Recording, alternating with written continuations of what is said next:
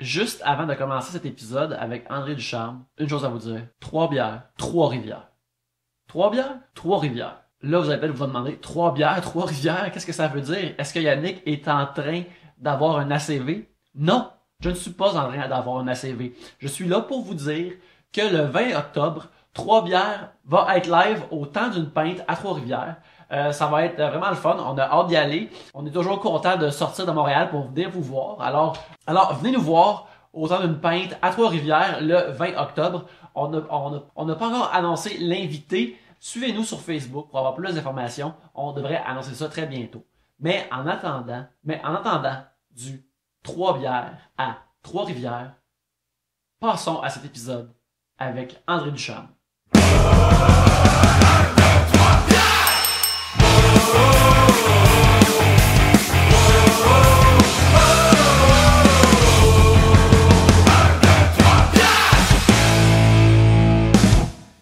Bienvenue à 3 bières, l'émission on parle des sujets que vous nous envoyez le temps d'une bière. Le fonctionnement est bien simple. Dans ce sac, il y a vos sujets que vous nous avez envoyés. Et lorsque vous entendez ceci, on commence à en parler. Et lorsque vous entendez cela, on termine d'en parler. Ça se passe plusieurs fois le temps d'une bière dont on boit 3. Et c'est ça, 3 bières pour discuter de vos sujets cette semaine. Il y a moi-même, Yannick, Pierre-Luc, Gabriel, André Ducharme, bonjour. yeah! tu savais pas, hein, jusqu'où fallait que tu te nommes? Ben non, c'est ça. Puis pourtant, je l'ai pogné des fois, mais c'est cette bout-là, je l'ai comme pas retenu. Je savais pas que c'était important. Mais voilà, André, il aurait fallu que j'arrête à André. Non, c'est bien correct. C'est comme tu veux. Okay. C'est ton nom, tu le dis comme tu Je veux. fais ce que je veux avec. Ouais, c'est ça. T'aurais pu décider de pas dire ton nom, puis il aurait fallu Ça a passé proche. Ah ouais, ça. Tantôt, tu le disais hors d'onde qu'on a reçu il y a quelques semaines Richard Z. Sirois. Oui. Et il a parlé d'une affaire. On est curieux de valider ton côté de l'histoire. Oh boy.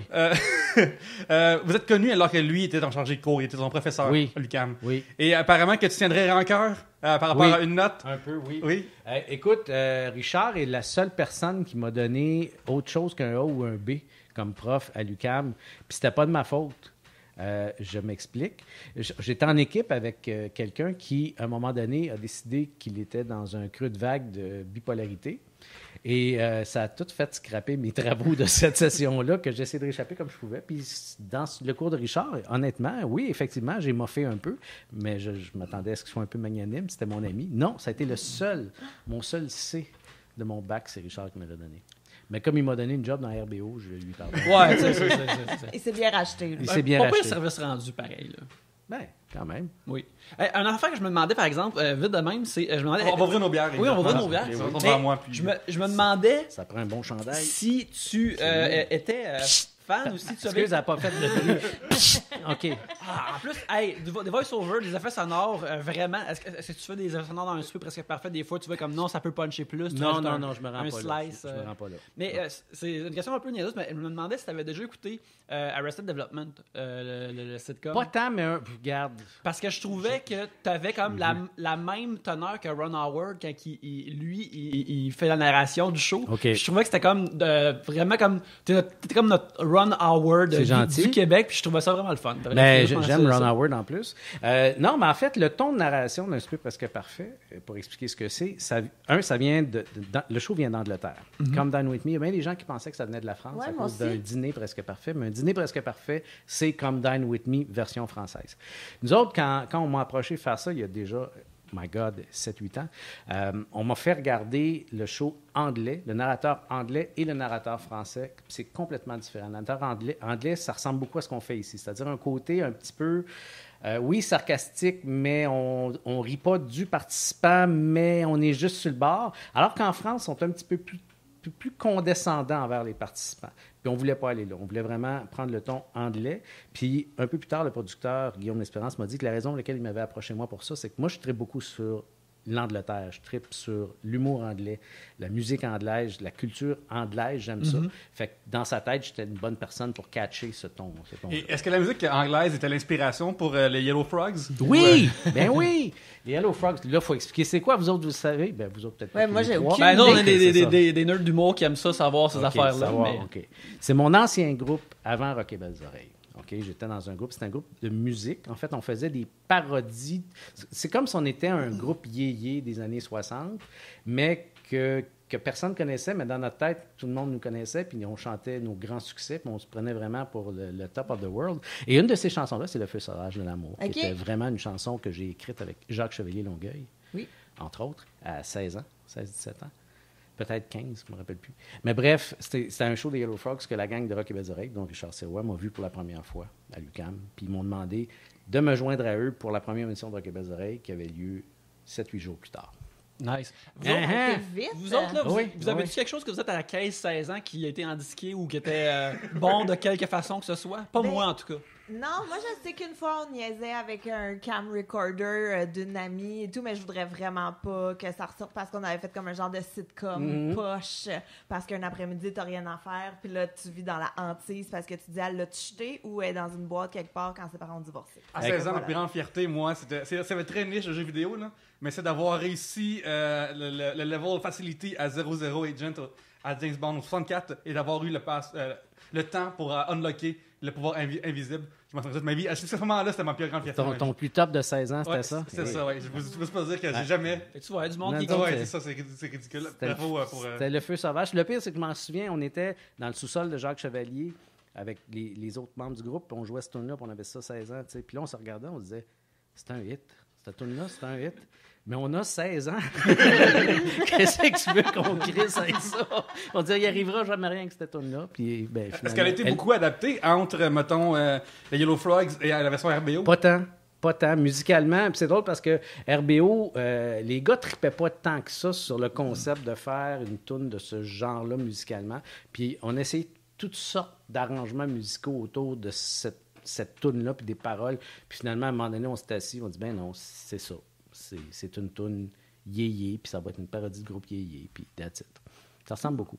Nice. Ben là, on va commencer l'émission un peu plus pour de vrai. On va piger un sujet. Ah, parce que c'était pas Mais vrai. attends, là. moi, j'ai... Ben, j'ai- c'est- non, mais ça moi, marche j'ai encore pareil, une mais c'est question. Rien de vrai. Mais j'ai encore une question sur un souper presque parfait Oui. en Angleterre versus Oui. en France. Où est-ce que la bouffe a l'air meilleure? Où est-ce que la Ah, en bouffe- France? Ouais. Ah non, en France, hey, ils sont hallucinants. Ils font des repas. En France, c'est 4 services. C'est pas 3 services, c'est 4 services. Puis moi, j'en ai vu à un moment C'est quoi donné. l'autre? Ah, je pense qu'ils font comme des amuse-bouches. OK. Puis l'autre affaire qu'ils font, qu'on fait pas chez nous, parce qu'au Québec, on fait pas ça, en France, tous les soirs, ils sont obligés de faire un jeu, une animation, parce que, paraît que les Français, quand ils se reçoivent à souper, ils aiment ça, faire ça. En tout cas, là-bas, ici, je ne sais pas, il faudrait le voir sur le plateau comment ils font leur souper à cette heure. Mais là-bas, c'est ça qu'ils font. Ici, au Québec, les gens qui organisent des jeux pendant sont les soupers, toujours ils se font ramassés. toujours ramasser. C'est tout le temps, hey, on n'est pas ici pour jouer. Moi, je sais pas, moi, quand je reçois du monde à souper chez nous, On fait pas de on jeu, là. joue pas à on a fait une chasse au trésor dans le cours en arrière. Mais eux autres, ils font ça. Ils se donnent une note juste pour ça. Oh, Une note de ok, plus. ouais, ouais, ouais. Ouais, c'est important. Mais nous Puis, autres, dans le fond, c'est quoi? À la fin de la semaine, la personne qui a eu le meilleur jeu gagne. non. C'est juste que ça fait partie du calcul à la fin de l'épisode. Cette note-là, elle compte aussi. Nous autres, on a non. L'autre affaire qu'ils font en Angleterre, Ouais. très souvent, ils vont s'aîner dans la maison. Les Anglais font ça. Mais moi, je comprends même pas qu'il n'y ait pas ça ici. Là. Ben ici, Moi, au j'ai début, pris on un le show faisait, juste de ça. Au début, on le faisait. Au début, ça arrivait. On allait dire, hey, je vais aller me promener. Puis là, il allait fouiller dans les tiroirs, puis il riait du Oui, linge. je m'en souviens. Bon, c'est vrai. on a peut-être fait ça les 2-3 premières semaines. Les plaintes, le déluge de plaintes qu'on a reçu. Ah ouais? Puis comme. Ça, ça c'est faisait- pas chez ce monde-là qui sont pleins. Pourquoi est-ce que... Ben, ici, au Québec, on fait pas ça, fouiller. Ben, on le fait, mais il faut pas que ça se sache. Tu sais, quand tu vas aux toilettes puis tu ouvres la porte de la pharmacie, là, ben, c'est le plus loin qu'on va, nous autres, au Québec. Puis faut pas le dire qu'on fait ça. Moi, je fais pas ça. Est-ce quelqu'un qui fait ça ici? Moi, en tout cas, si je le fais, c'est clair que je vais pas le dire maintenant. D'un coup que je Mais le non, fais. c'est ça. Je veux dire, tu veux juste voir si quelqu'un que tu connais, il y a des Des antipsychotiques prescrits. antidoutes. Des antidoutes. Des antidoutes prescrits, puis tu ouvres la porte, puis tu veux juste savoir. Mais Ben, toi, c'est ça. personnellement, c'est quel genre de candidat que t'aimes mieux? C'est ceux qui sont là pour la meilleure cuisine, pour la compétition, pour le plaisir, pour le faire rire d'eux? Moi, pour j'aime faire- le mélange. Je n'aime pas les participants qui trichent. J'aime pas les participants qui sont pas fins. La stratégie, je comprends ça, ça fait partie de la game. C'est normal que si tu te sens menacé comme participant, au lieu de donner un 8, tu vas donner un 7. Bon, tout ça. Mais la plupart des gens qui cuisinent bien sont honnêtes, ils sont très fiers dans leurs notes. Ouais, juste Jessie qui a fait un move étrange dans la semaine. Ouais, elle qui avait donné de très, très, très mauvaises notes à tout le monde et elle a gagné. Et ça, moi. À égalité. Elle est à égalité Elle a avec fini à égalité Benjamin, parce par que exemple. les autres se sont doutés qu'elle faisait ça. Ouais. Fait qu'ils ont comme pousser pour que Benjamin remporte aussi. Moi, j'avoue que ça, j'aime pas ça. Puis je peux pas backer ça. Puis Dieu sait que les participants sur les réseaux sociaux, je les back, puis je les défends toujours. Mais quand on tombe là-dedans, je suis pas capable de les défendre. Puis je sais que dans le cas de Jesse me l'a reproché en disant « Hey, tu me laisses pogner tout seul avec le monde qui me rentre dedans. » Je dis « Ben fille, je peux pas t'aider. T'es une adulte. Je peux pas t'aider parce qu'en faisant ça, oui, tu t'es fait mal, mais tu as fait mal au show. Puis tu m'as fait mal. Je veux dire, moi, je défends cette émission-là, mais à un moment donné, si le monde se met à dire, ben là, finalement, vous laissez passer des tricheurs, ben non. Les gens ont le droit de donner les notes qu'ils veulent. C'est une télé-réalité. Tu peux pas leur dire, donne pas un toit. En fait, tu peux leur dire, t'es sûr que tu veux donner un toit? Parce que si tu donnes un toit, voici ce qui va t'arriver. Puis après ça, dis, oui, je le donne pareil. C'est ton problème. Ça, j'ai de la misère avec ça. Ouais. Mais moi, je me souviens qu'à un moment donné, il y avait une madame qui était là, puis c'était une petite madame, là, tu sais, une petite madame maman, là. Puis elle, sa stratégie, c'était de donner des bonnes notes à tout le monde, parce que tout le monde avait fait un bel effort. Elle était... Je trouvais ça tellement fantastique. C'est ça. Tout le monde est gentil, ça. Oui, mais en même temps, vois-tu, ça, c'est une autre affaire. Et on pourrait en parler pendant des heures, c'est presque parfait. Mais tu sais, les gens disent, pourquoi vous enlevez pas la plus basse note? Tu sais, quelqu'un qui donne 7-7-7, un autre donne 5. Enlevez le 5. Ouais, mais si les gens donnent 7-7-7, puis un autre donne 9, faudrait-tu que j'enlève le 9? Parce que le 9 aussi, il fuck le jeu dans une certaine mesure. Le 9 aussi, il fait en sorte qu'il y a quelqu'un qui va être avantagé ou désavantagé. On peut pas. Toutes les notes comptent, puis c'est ça qui est ça. Ben dans la vie, je suis un mathématicien, fait que je sais quel genre de moyenne tu peux faire, puis ces genres de calculs-là, d'enlever les valeurs aberrantes, ou, tu sais, comme mettons, là, ça va être vraiment nerdy une fois plus. Là, mais j'aime ça. Dans les gros concours de cube Rubik, de les faire... Déjà là, arrête ça, là. C'est ça. Il faut que tu le fasses 5 fois, puis ils enlèvent ton moins bon temps, mais ils enlèvent ton meilleur temps. Comme ça, ils prennent une moyenne des 3 du milieu. Genre le temps que tu réussis à le faire. Ouais, c'est ça. Ouais. Mettons, coup. comme 15, ça, Bon, puis, il y a des moyennes de genre-là qui se font avec une forme de logique derrière. Néanmoins, je trouve que dans un souper presque parfait, ce qui se passe, c'est que vu que tout le monde s'entre-juge, ça serait niaiseux. Tu peux pas faire ça, c'est ça. C'est que, si, mettons, une madame, là, elle aime tout, ben tant mieux, puis tout le monde a juste une meilleure note qu'elle donne aux autres. Puis... Parce qu'en fait, si tu enlevais la moins bonne et la meilleure, ce que ben des gens voudraient qu'on fasse, mettons qu'on fait ça, ben là, au bout de la ligne, il va y avoir 4 gagnants par semaine qui vont avoir des 7. C'est ça qui va arriver. Et l'autre affaire que je dis aussi aux gens, c'est que peu importe les règles que tu établis, quelqu'un qui veut les contourner va les contourner. Oh oui, c'est ça. Est-ce qu'il y a un exemple de tricherie qui te vient en tête, que tu as vu ou que tu as entendu parler de... Ben, l'exemple tantôt de Jessie, j'aime pas utiliser le mot tricherie, mais bon, elle volontairement avait décidé qu'elle donnerait de mauvaises notes. Ouais, c'est un loophole, précis. Tu donnes 3 à tout le monde. C'est sûr que si toi, tu réussis à avoir des 7 de tout le monde, tu vas finir par gagner. Tu sais. Ça, oui, c'est une forme de... Mais il y avait Mia aussi, à un moment donné, qui était là, puis qu'elle aussi, mais elle, c'était comme avec une bonne intention. Elle est comme, il s'est vraiment amélioré, je vais lui donner un 3. Puis t'es comme, ben voyons. Ouais, ben, les gens ont tous leur façon de juger. Il y a Madame Lise, qui est célèbre, une madame assez âgée, ben oui, qu'on va revoir dans la semaine de l'ultime choix du public. Elle donne des mauvaises notes. Qu'est-ce que tu veux que je te dise? Puis elle aime rien. Tout est de la mauvaise température. C'est Madame Becsec, là, tu sais. Ah oui. Rien est jamais assez chaud. Ah non, c'est pas assez chaud. Rien est jamais... Tu sais, comme ça boue. Le dentier congelé. Ça goûte de la lave et comme, pas assez chaud. On a reçu à Trois-Bières, des fois, d'assez concurrents. Fait qu'on entend parler de choses des fois. Comment est-ce que vous avez vécu le cas de Julien Bernatchez pour vous? Est-ce que c'était drôle pour vous ou c'est comme, ben là, c'est un autre troll qui vient dérailler le show?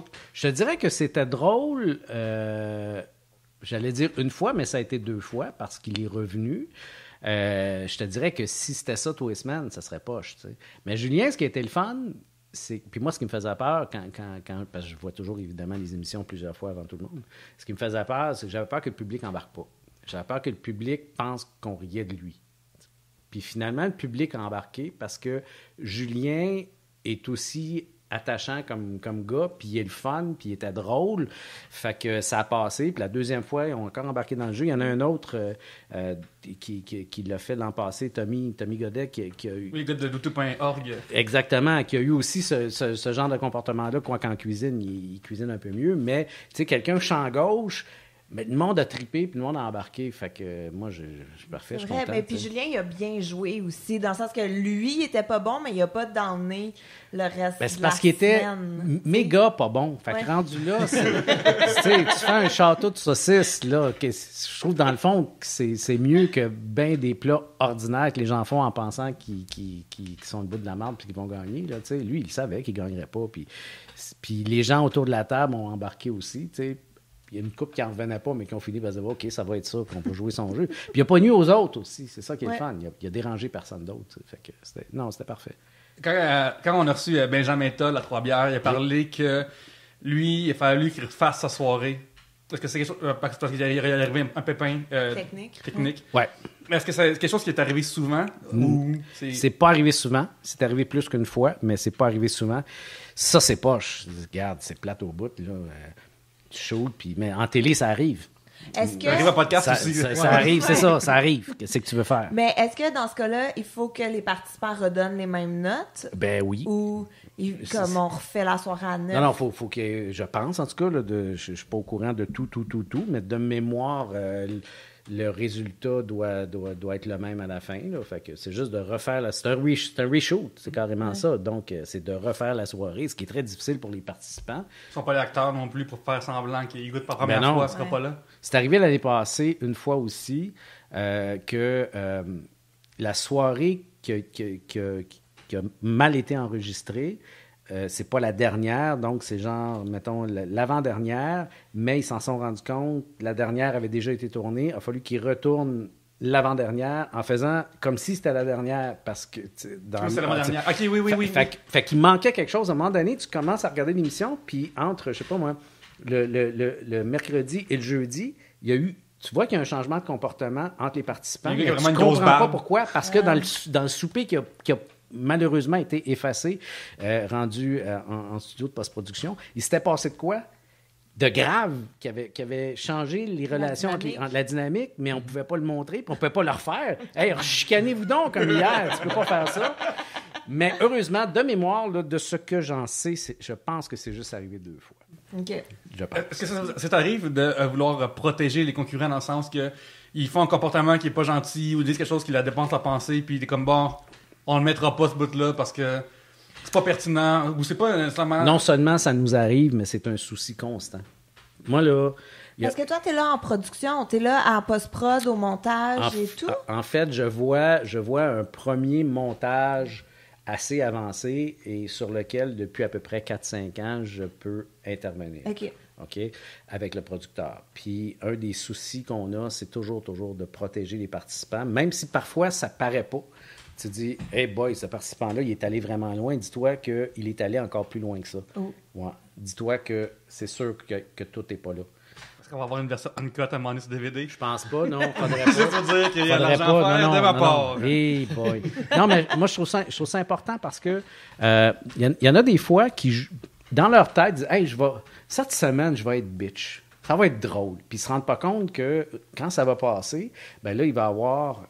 ça a l'air qu'il y a plus d'1 million de personnes qui sont rejointes par l'émission d'une façon ou d'une autre, que ce soit par la télé ou par le web et tout ça. Fait qu'il va y avoir bien du monde qui vont le voir, ça, puis qui vont réagir. Les réseaux sociaux, c'est dur, c'est tough. Fait que là, ils se rendent compte que, hey boy, je suis pas de même dans la vie. Là, le monde pense que je suis de même, mais je suis pas de même. Puis c'est triste, tu sais, dans une certaine mesure. Fait que oui, la réalisation essaie de les protéger lors du tournage. Puis nous, au montage après, on essaie aussi de les protéger. Mais je te dirais que quand quelqu'un paraît mal à l'émission, il se rendra jamais compte qu'on l'a protégé, même si c'est le cas. T'sais. Parce que, mettons, à Trois-Bières, nous, on fait du montage et l'idée vient de surtout qu'on prend de la bière. Fait que des fois, quand on se prend de la bière, ben, t'as envie de dire des affaires, même si tu penses pas parce que c'est drôle ou peu importe. Et nous invités ont le droit de nous dire, hey, ça bout-là, finalement, vous l'enlever. Ça arrive régulièrement, c'est correct, ça fait partie des choses normales de la vie. Néanmoins, mettons, avec tout le monde en parle, que t'as pas la même non plus responsabilité. Mais le montage, on en parle, fait beaucoup jaser, surtout dans la scène radio. Ils considèrent que c'est une ignominie et tout ça. De gens qui se censurent aucunement quand ils parlent, j'imagine que l'idée d'escamoter ce qu'ils disent, fait capoter. Mais le pire, c'est que je réponds tout le temps à la même affaire. Si le montage de Tout le monde en parle était malhonnête et biaisé, un, l'émission ne serait pas en ondes, et deux, les gens ne reviendraient plus. Parce qu'on reçoit du monde de tout genre, de toute... en fait, c'est pas vrai qu'on reçoit des gens de toute allégeance politique. On invite des gens de toute allégeance politique.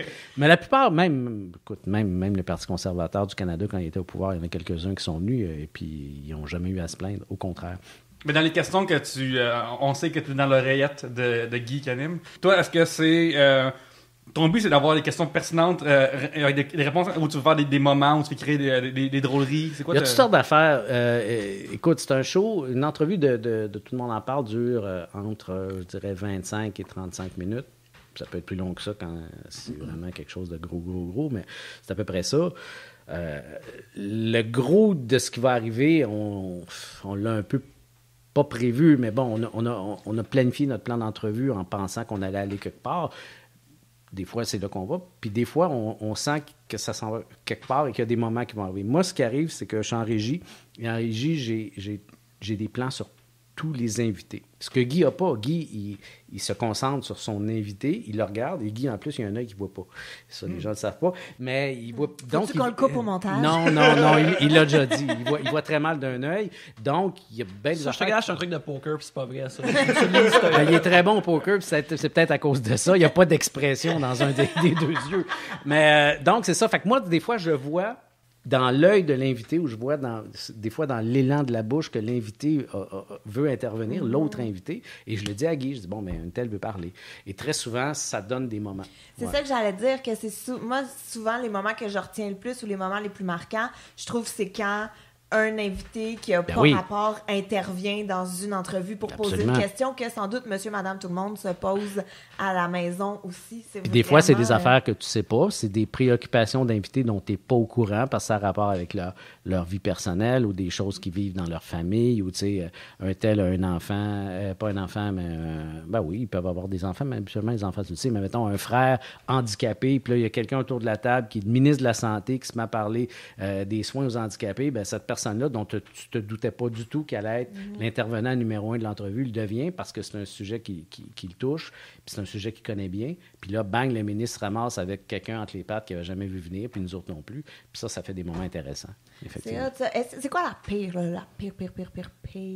entrevue que tu as fait? Oh mon Dieu, comment on va s'en sortir? Où est-ce qu'on s'en va avec ça? C'est le gars de couper du montage de la gagnante de la saison 1 de Love Story. Oui, il y a quelques entrevues qui n'ont jamais été diffusées. Je me suis il n'y a pas Pierre Lapointe aussi? Pierre Lapointe, la première fois qu'il est venu. La première fois qu'il est venu, tout le monde en parle. Ça a été raconté, ça. Je pense même qu'on le raconte dans le livre sur l'émission. Tu sais, Pierre, il n'était pas si tant connu à ce moment-là. Il jouait déjà son espèce de personnage de gars suffisant qui se trouve très, très, très, très bon. Mais personne ne le connaissait, tu sais. Fait que lui, il est arrivé sur le plateau, bien over. À un moment donné, je ne sais pas trop, il y a quelqu'un qui parlait de son disque, puis là, il dit à un autre invité... non, Guy a donné son disque à l'autre invité, puis Pierre Lapointe dit « C'est un très beau cadeau qui vous fait, c'est un des plus beaux disques qui a jamais été fait. » Tu sais, une espèce d'attitude. Puis quand on a vu l'entrevue après, on a dit « C'est parce que si on diffuse ça, il est mort. Il est fini, parce que le monde ne le connaît pas assez pour catcher son jeu, à part les gens qui le suivent. Ouais. » Fait que si cette entrevue-là est diffusée, Pierre Lapointe, oublie ça, tu sais. À cette heure, oui, il y a du monde qui le laisse, Pierre Lapointe, parce qu'il est comme ça, mais ils le connaissent. Oui. C'est pas la majorité du public. Les gens ont connu... C'est pas un premier contact. C'est ça. Les gens sont familiers maintenant avec son personnage. Fait que c'est correct. Le truc de Love Story, écoute... Qui a gagné la saison 1? C'est Julie et Samuel qui ont gagné la saison 1. C'est ça, Julie... Non, mais non. C'est bizarre, il fallait faire un couple, c'est vrai, tu sais ça, toi. Mais oui, fait que l'entrevue... Ouais, non, elle était là, puis je pense qu'elle racontait quelque chose sur... C'est son ancien chum? Oui, mais Martin Petit... Richard Petit. Richard Petit, dans son livre. Puis là, Richard Petit voulait la confronter sur le plateau. Il arrive sur le plateau, puis là, ils se mettent à s'engueuler. C'était vraiment un moment de Jerry Springer. Là. C'était comme où c'est qu'on est. C'est juste qu'ils sont pas en train de se pitcher des chaises. Puis là, on a fait, garde, c'est beau. On va pas là, nous autres, on diffuse pas ça. Fait que ça n'a pas été diffusé, tout simplement. Il y a quelques invités, honnêtement, qui étaient tellement plates que si on avait diffusé l'entrevue, ben ça aurait fait 20 minutes de TV plate. Alors, à un moment donné, tu sors de l'entrevue, tu t'en vas, parce qu'on va toujours dans la loge de Guy, le producteur Guillaume L'Espérance et moi, des fois les recherchistes.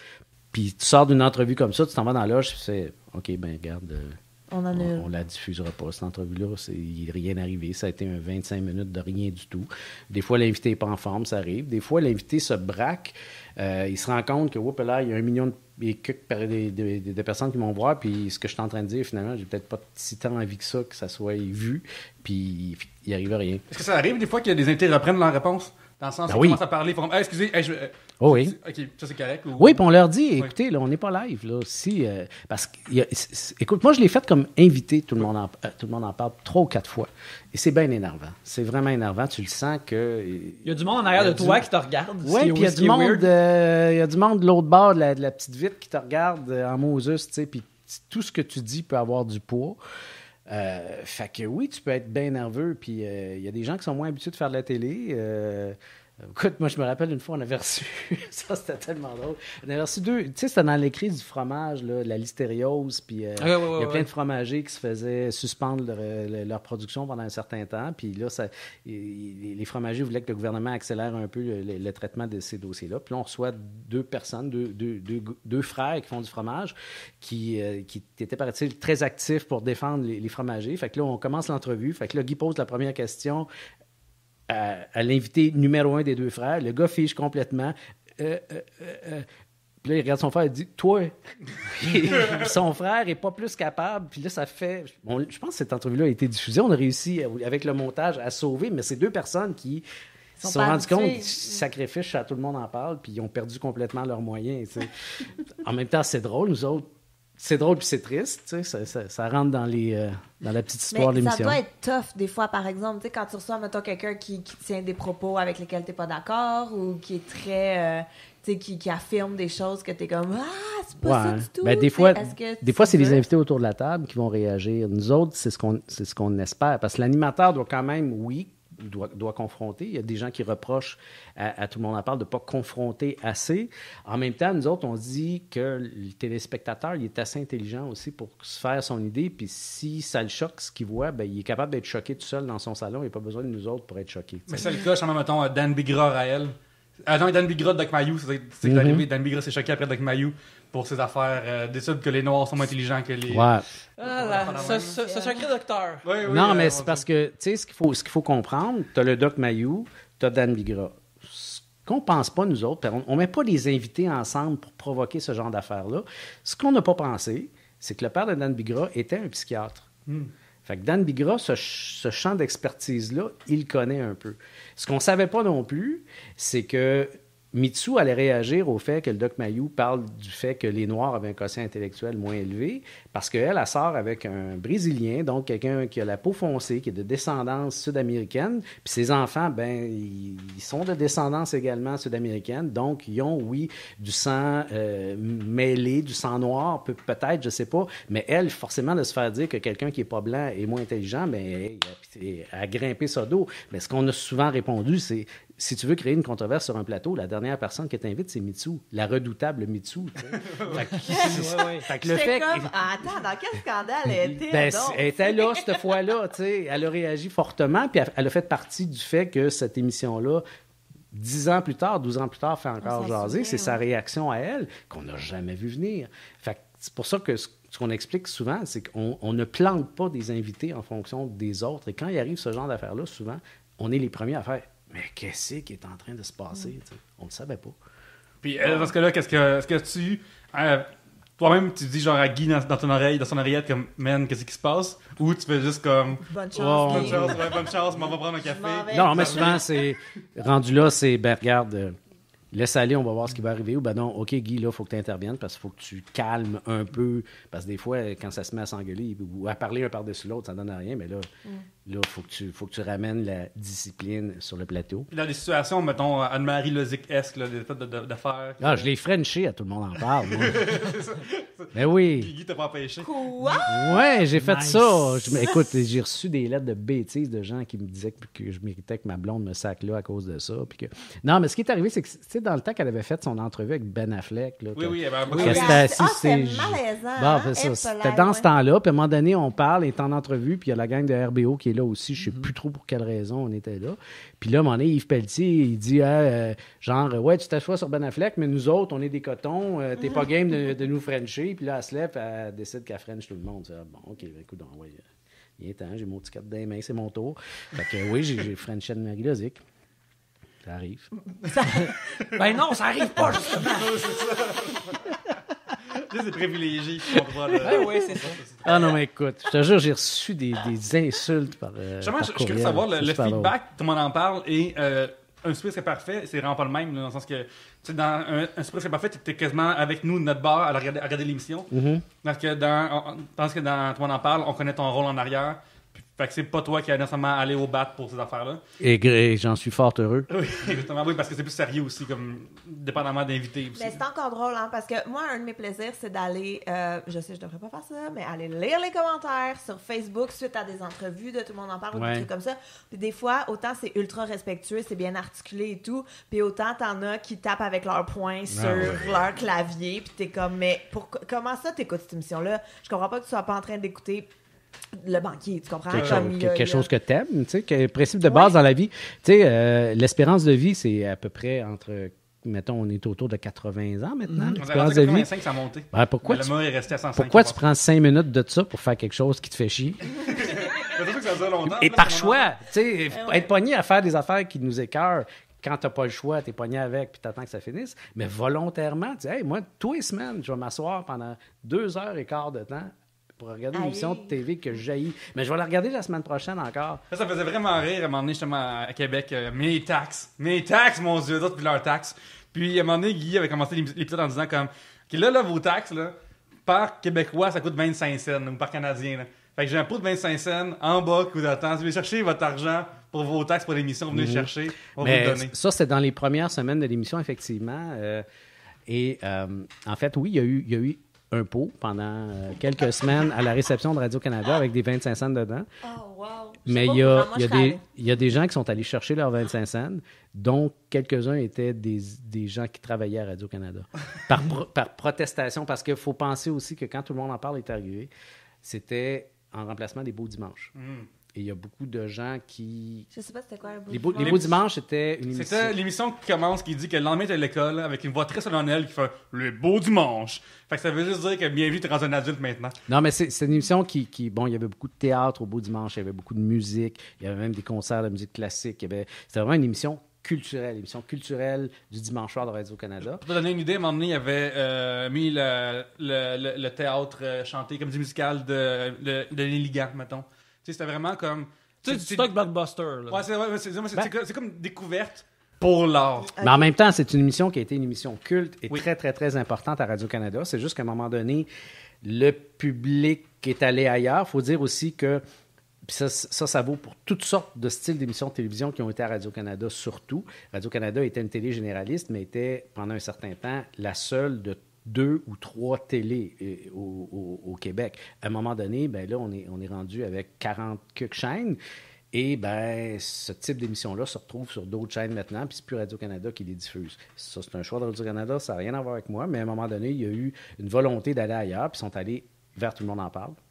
Et il y a des gens qui ne le prenaient pas. Il y a des gens qui trouvaient que Radio-Canada n'avait pas à faire ce genre d'émission-là. Fait qu'il y a eu ce genre de protestation-là. Mais le pire, c'est que le calcul que Guy avait fait, il l'avait fait quand on a commencé en 2004, il est plus bon. Parce que, en fait, maintenant, tout le monde en parle.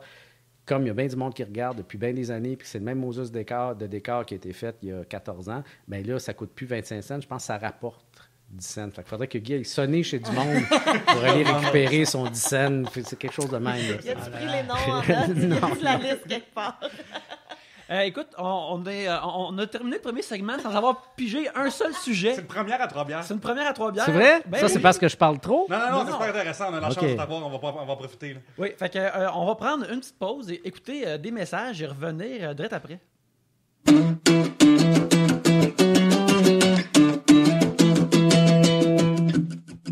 à la fin du mois de septembre, on va arriver au 300e épisode de Trois Bières. On est super contents et on n'aurait pas pu se rendre là sans vos sujets. Si vous voulez que l'émission continue, et on espère que c'est le cas, c'est certainement notre souhait à nous autres, on a besoin de vos sujets. Vous pouvez nous les envoyer par Twitter @3bières, sur Gmail @3bières@gmail.com, sur Facebook, facebook.com/3bières, ainsi que sur le subreddit de Trois Bières. Puis ça n'a pas besoin de toujours être des sujets, ça peut être des questions, des thèmes, des dilemmes, plein d'affaires. Envoyez-nous ça, on va le piger, puis on va en parler. @3bières sur Twitter, facebook.com/3bières, 3bières@gmail.com et sur le subreddit de Trois Bières. Le sac attend vos sujets.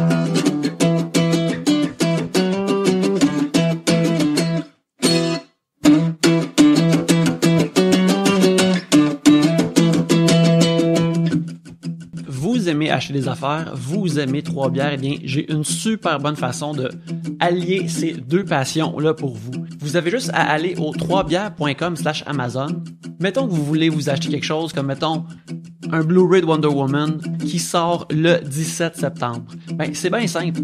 Vous allez au 3bières.com/Amazon, vous achetez votre Blu-ray du meilleur film de super-héros de l'été, vous achetez votre Blu-ray du meilleur film de DC Comics depuis quelques années, et lorsque vous l'achetez, vous payez la même chose que d'habitude, mais si vous utilisez le 3bières.com/Amazon, ça nous envoie une petite ristourne à nous autres, et avec cette ristourne-là, on l'utilise pour acheter de l'équipement afin de mieux faire le show pour vous. Alors, une fois de plus, c'est 3bières.com/Amazon. Mais maintenant, retournons à l'émission.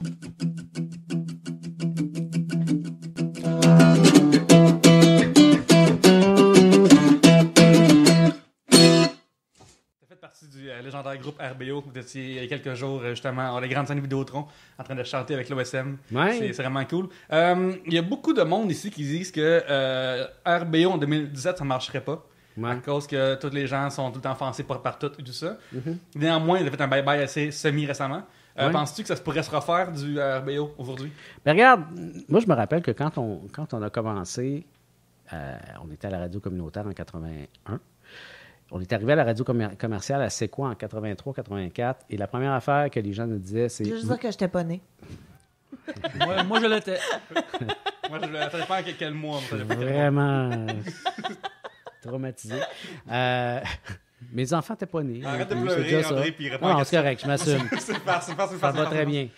Donc, quand on est arrivé à la radio commerciale, il y a plein de gens qui nous disaient, vous ne serez pas capable de dire ce que vous voulez dire, vous n'êtes pas capable de faire tout ce que vous faisiez avant. Puis nous autres, c'était conditionnel, c'est-à-dire nous autres, on fait ce qu'on veut ou on sac notre camp. Puis c'est pas parce qu'on était brave ou quoi que ce soit, c'est parce qu'anyway, on était pauvres de toute façon. Nous autres, on est la génération No Future, tu sais. La job, quand on est sorti de l'UQAM, il n'y en avait pas. Puis une des raisons pourquoi Rock et Belles Oreilles existe, c'est parce qu'aucun de nous autres était capable de se trouver une job. Fait qu'on faisait Rock et Belles Oreilles en attendant de se trouver une job, et on s'en trouvait pas parce qu'on se faisait refuser dans tous les mots du job. Écoute, j'ai été refusé comme lecteur de petites annonces sur le câble. J'étais pas assez bon pour dire laveuse sécheuse. J'étais pas assez bon, ils m'ont pas pris. Oui, Fait un peu pour les auditeurs plus jeunes, encore plus jeunes que nous. Wow, juste vous dire qu'il y a déjà eu des postes de télé que c'était les petites comme Kijiji à TV. c'est ça. C'est pas Fait que d'allure. Gigi. Mais ça, moi, je veux juste dire, par contre, OK, ça, à 1h du matin, avec un petit bat puis Ça, une c'est- boîte oui. de biscuits, Oui. c'était magnifique. Ben, à j'aurais écouter. aimé être la personne qui... mais non, ils m'ont pas pris. Fait que nous autres, on était là, puis on disait, s'ils nous sacent dehors, ils nous sacreront dehors. De toute façon, ils nous payent pas bien cher, puis... On n'a rien à On perdre. n'a rien à perdre. On n'avait rien à perdre. Et c'est cette attitude-là qu'on a traîné partout quand on est passé de la radio à la télé, à TQS. On se faisait dire encore une fois, vous ne serez pas capable de faire tout ce que vous vouliez faire, blablabla. Quand on est arrivé à Radio-Canada, ça a été la même chose. Puis à chaque fois, nous autres, c'était conditionnel, puis ça a été pareil quand on a fait les bye-bye. On fait ce qu'on veut, et s'il y a un problème, on arrête. C'est simple de même. Puis oui, à cette heure, avec les réseaux sociaux, il y a de la controverse, blablabla. Dans le temps, quand le monde écrivait dans des courriers des lecteurs à la presse pour dire que Rock et Belles Oreilles, c'était de notre faute si les jeunes parlaient mal puis qu'on était vulgaire, ben notre réaction, c'était même pas de répondre. On dit, gars, qui mange de la merde, qui nous regarde pas, c'est tout. Tu sais. Ben, à cette heure, on aurait encore cette réaction-là. Si t'es pas content. Moi, il y a du monde qui écrive des fois, c'est presque parfait, c'est une émission de marde, tatata. Puis moi, je réponds tout le temps, j'ordonne à la personne qui vous a attaché devant la TV de vous détacher. Je lui donne la permission. Ouais, C'est comme, change de poste. Fascinant, ça. Mais C'est tout. moi, j'ai une question sur un de vos sketchs qui a passé. Je me souviens plus, c'était sans doute à Radio-Can. Est-ce que c'est vrai, la légende urbaine qui dit que le sketch du dildo, si je me trompe pas, qui a été approuvé parce que la personne ne savait pas c'était quoi un dildo? Oui. Ça, c'est vrai. C'était pour les produits Momo, c'était l'annonce de Mono, le calfeutrage. Étant un fils de menuisier, je connaissais ces produits. Oui. Alors quand j'avais vu ça très jeune, j'étais comme, hey, c'est drôle, c'est comme l'affaire de... C'est pas exactement l'affaire de mon papa. Fait que t'avais des Peut-être. je sais pas combien de dizaines de dildos, pénis, whatever, dans le sketch. Puis oui, c'était écrit, il prend un dildo, il regarde un dildo, il approche le dildo du visage de la caissière. Et l'avocate de TQS, parce qu'il y avait toujours une avocate à nos réunions pour approuver les textes. Puis c'était pas pour approuver si tu es drôle, si c'est pas drôle, ou avez-vous le droit. C'était vraiment légal. C'était pas moral, c'était légal, c'est une approbation légale. Puis souvent, elle nous aidait à arranger nos textes pour qu'on puisse les passer. C'était vraiment pas quelqu'un qui nous empêchait de faire des choses. Puis elle, dildo, elle savait pas c'était quoi, ça se peut, hein? Je veux dire, t'es pas obligé de savoir que ça s'appelle un dildo. C'était peu, c'est une madame peu. Ah non, elle a même, je pense qu'elle a 5-6 enfants, là. Ben, peut-être pour ça, elle n'a pas besoin de dildo, je sais pas. T'as plus le temps. Ah, il va au naturel! C'est ça. Elle a C'est juste une amoureuse de la langue française qui appelle ça un vibromasseur. Exactement, tout à fait. Mais paraît que, parce que l'émission passait le vendredi ou le samedi, je sais plus trop, mais paraît que le lundi matin, quand elle est rentrée au bureau, ça a l'air qu'elle a eu droit à des regards. Je pense que tout le monde s'est foutu de sa gueule, puis le sketch, il s'est fait, puis c'est tout. Il y a un truc qui est quand même semi-connu. Ben, quand c'est des recherches, tu le vois assez vite, mais mettons, un gars le soir, animé par Jean-François Mercier, c'est arrivé une couple de fois que quelqu'un faisait une blague sur la bière qui commanditait le show, et après, le commandite enlève la bière enlève sa commandite du show parce qu'il veut rire de moi. Puis là, après, ben, il prend un mot commanditaire, puis là, après, un autre humoriste rit de la bière parce qu'elle est là, puis c'est un humoriste, fait qu'il fait des blagues. Est-ce que, dans votre temps, le financement venait autant des commanditaires? Tu sais, à bout, c'est des parodies de pub, là. Puis aujourd'hui, parodies de pub. Parce que je me rappelle, C'est tough à faire une parodie de pub maintenant. parodie de pub de bière, il y avait une annonce de Molson que vous aviez fait une parodie qui était assez élevée, qui était comme... Molson, salut les vrais. Ah oui? C'était vraiment comme, Ouais. vous êtes des hosticlins. Ouais. C'était vraiment élevé, puis... Ça, honnêtement, je pense que tu pourrais plus faire ça sur une chaîne commerciale. Non. Moi, je me rappelle, quand on est arrivé à C'est quoi, on avait fait des pubs de McDonald's assez rough. Et McDonald's avait... J'ai l'air un visuel d'un gros personnage. OK. McDonald's avait menacé C'est quoi de retirer ses pubs. Oh. Et à l'époque, C'est quoi? C'était la station numéro 1 de radio à Montréal. Puis des stations de radio, il n'y en avait pas une pelle. Fait que C'est quoi, en fait? Ben, retirez-la. Allez ailleurs. Si vous pensez qu'annoncer à tel autre poste, ça va vous faire vendre plus d'hamburgers, allez-y. Puis McDonald's a reculé. Ils sont pas partis. Cette attitude-là, maintenant, tu ne l'as plus parce que en télévision, je le disais tantôt, il y a combien de chaînes présentement? Une quarantaine. Bon, ben c'est ça. Fait que si quelqu'un dit à TVA, je retire ma pub puis je m'en vais ailleurs, TVA va dire non, c'est beau, on va leur parler aux humoristes puis ils le feront plus. T'sais. Bon. Fait que je te dirais que tu peux encore faire de la parodie de pub, mais il faut que tu t'en serves autrement que pour faire pour dénigrer le produit. Tu peux plus dire, comme j'ai déjà dit dans une pub de McDo, Prash, c'est donc bien dégueulasse en mangeant dans une McCroquette. C'était pas dans le texte. J'avais jamais mangé de McCroquette. Puis. T'avais quel âge? Je vais pas beaucoup chez McDo. J'avais peut-être 25-26 ans. T'as déjà mangé des mains croquettes? J'ai mangé plus tard. Moi, j'ai mangé à 27 ans à Vegas. Bon. Fait que j'étais après lui. J'ai perdu ma virginité avant de manger des McCroquettes. Moi aussi. On va faire Yes. Fait que ça pour dire qu'on tournait ce sketch-là, il était peut-être 7h30 du matin, la McCroquette était froide, je me la mets dans la bouche, et plutôt que de dire mon texte, j'ai fait « c'est donc bien dégueulasse, ça! » Et finalement, elle m'a dit « Hey, c'est bon, on va le garder. » C'est devenu le sketch. Le monde se dit, ah, André, il est vraiment un method Hey, actor. il joue bien en tabarnouche. Oui, c'est ça, regarde. Fait que Puis, voilà. mais mettons, dans vos bye-bye que vous avez fait les plus récents, avez-vous eu ces problèmes-là? Comme mettons, dans les Oliviers, il y avait une avocate qui regardait, puis c'était bien documenté que... Avec Mike Ward et Guy Nantel. Ouais, Oui, mais c'est ça, ça. dans cette histoire-là, vois-tu, dans l'histoire des Oliviers, c'est pas l'avocat qui a fait retirer le sketch, c'est le producteur qui a eu peur.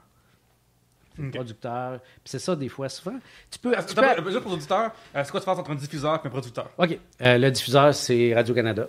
Radio-Canada a ses avocats. Le producteur, c'est la compagnie qui est engagée par Radio-Canada pour faire le show de télévision. Parce que Radio-Canada ne produit presque plus, produit beaucoup moins en tout cas. Donc, je ne sais pas le nom de la compagnie, mais bon, la compagnie qui C'est pas produit... la PIH qui produit le Gala des Oliviers, tu as Gala des raison. Oliviers? Oui, effectivement. L'Association des professionnels de l'industrie de L'industrie de l'humour. Puis je pense que c'est une nouvelle personne qui était dans ce dossier-là. Et souvent, c'est ça l'affaire. Tu peux aller très loin en télévision. Tu peux aller très loin en humour. Il faut juste que tous les intervenants te backent. Puis des fois, tu vas tomber sur quelqu'un qui a peur d'avoir peur. La personne va vouloir aller au-devant du coup. Va dire « Ah non, ça, on ne pourra pas le faire. Les avocats ne le laisseront jamais passer. » Nous autres, c'est toujours « Regarde, on va se y rendre à aller. l'avocat, puis on verra ce qui va arriver. » Puis l'avocat le laissait passer. Ou l'avocat disait Si vous voulez faire ça, moi, je mettrais peut-être un petit changement dans cette phrase-là. Changez donc ce mot-là, puis vous allez être correct. » Puis est-ce que pour vous, c'est un compromis qui a de l'allure ou c'est comme ma censure et ma liberté? Ah non, mais là, si le gag, c'est encore le gag, puis qui est drôle, puis que tu as trouvé une façon de le twister, tu sais. Moi, je me rappelle une fois, on était à la radio de Radio Énergie, et il y avait une compagnie aérienne qui n'existe plus, je pense Cubanair, ça existe encore, peu importe. Je voterai pas à Cuba, alors. Cubanair, OK? Cubanair avait des retards à l'aéroport de Mirabel à l'époque, ça fait longtemps, Mirabel existait, puis il y avait des avions qui allaient là, et genre des retards de vol de 24 heures, 36 heures, puis nous autres, on s'est mis à faire des gags là-dessus, et à un moment donné, le directeur de programme me dit « Excusez, c'est parce que nous autres, on fait tirer les voyages de Cubanair. » Je dis « Oui, on s'en fout, là. Nous autres, on fait des jokes. » Il dit « Non, il n'y en a pas question. Vous n'avez plus le droit de dire Cubanair en ondes. » Je dis « Rien donc. » Puis là, il se fâchait. Fait que vous n'avez plus le droit de dire Cuba en ondes. Là, il est parti. Puis nous autres, on avait fait une parodie de Beau Dommage à l'époque. Puis on avait le mot Cuba parce que c'était une affaire de tous les palmiers. Puis c'était une joke sur Cuba, sur le fait que quand tu allais là-bas, tu étais malade. Puis finalement, on dit Chris, qu'est-ce qu'on fait? Il ne veut plus qu'on dise Cuba, c'est complètement con. Fait que on dit une phrase genre pour aller dans un pays qui commence par un Q, qui finit par un bas.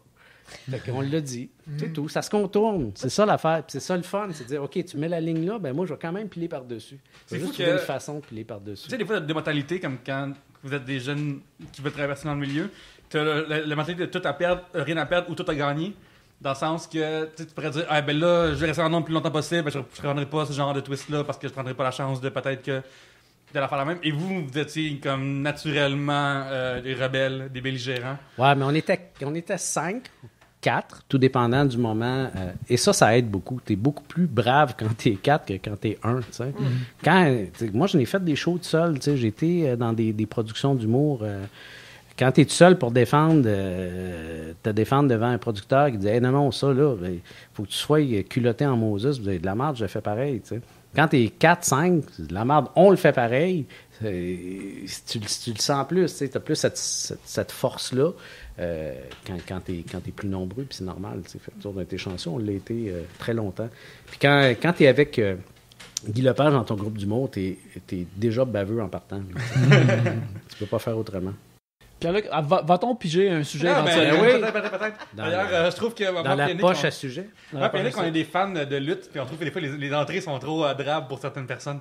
Il y en a qui sont vraiment plein de fun, mais il y en a qui Moi, rentrent. je veux dire qu'un moment donné, Linda Lemay est rentrée en faisant la split, ou elle a Oui. fait la Oui. split un moment donné T'as en raison. jeans. C'est comme mon idole. Et que je l'ai rencontrée, un moment donné, j'étais en show au bordel, puis elle était là, puis j'ai jasé avec elle. Puis je pense que c'est la première chose que j'ai dit. J'aime beaucoup ce que tu fais. Oh my God, t'as fait la split en jeans, à tout le monde en parle, voilà 8 ans. Et, Ah, puis elle était en talons hauts, tout. Ouais. Là. Ouais. Quelle femme athlétique? On penserait pas qu'elle est tant athlétique, mais pourtant. c'est malade. Non, La plus forte, c'est elle-même, c'est pas son père. Ouais, c'est pas la plus souple, c'est...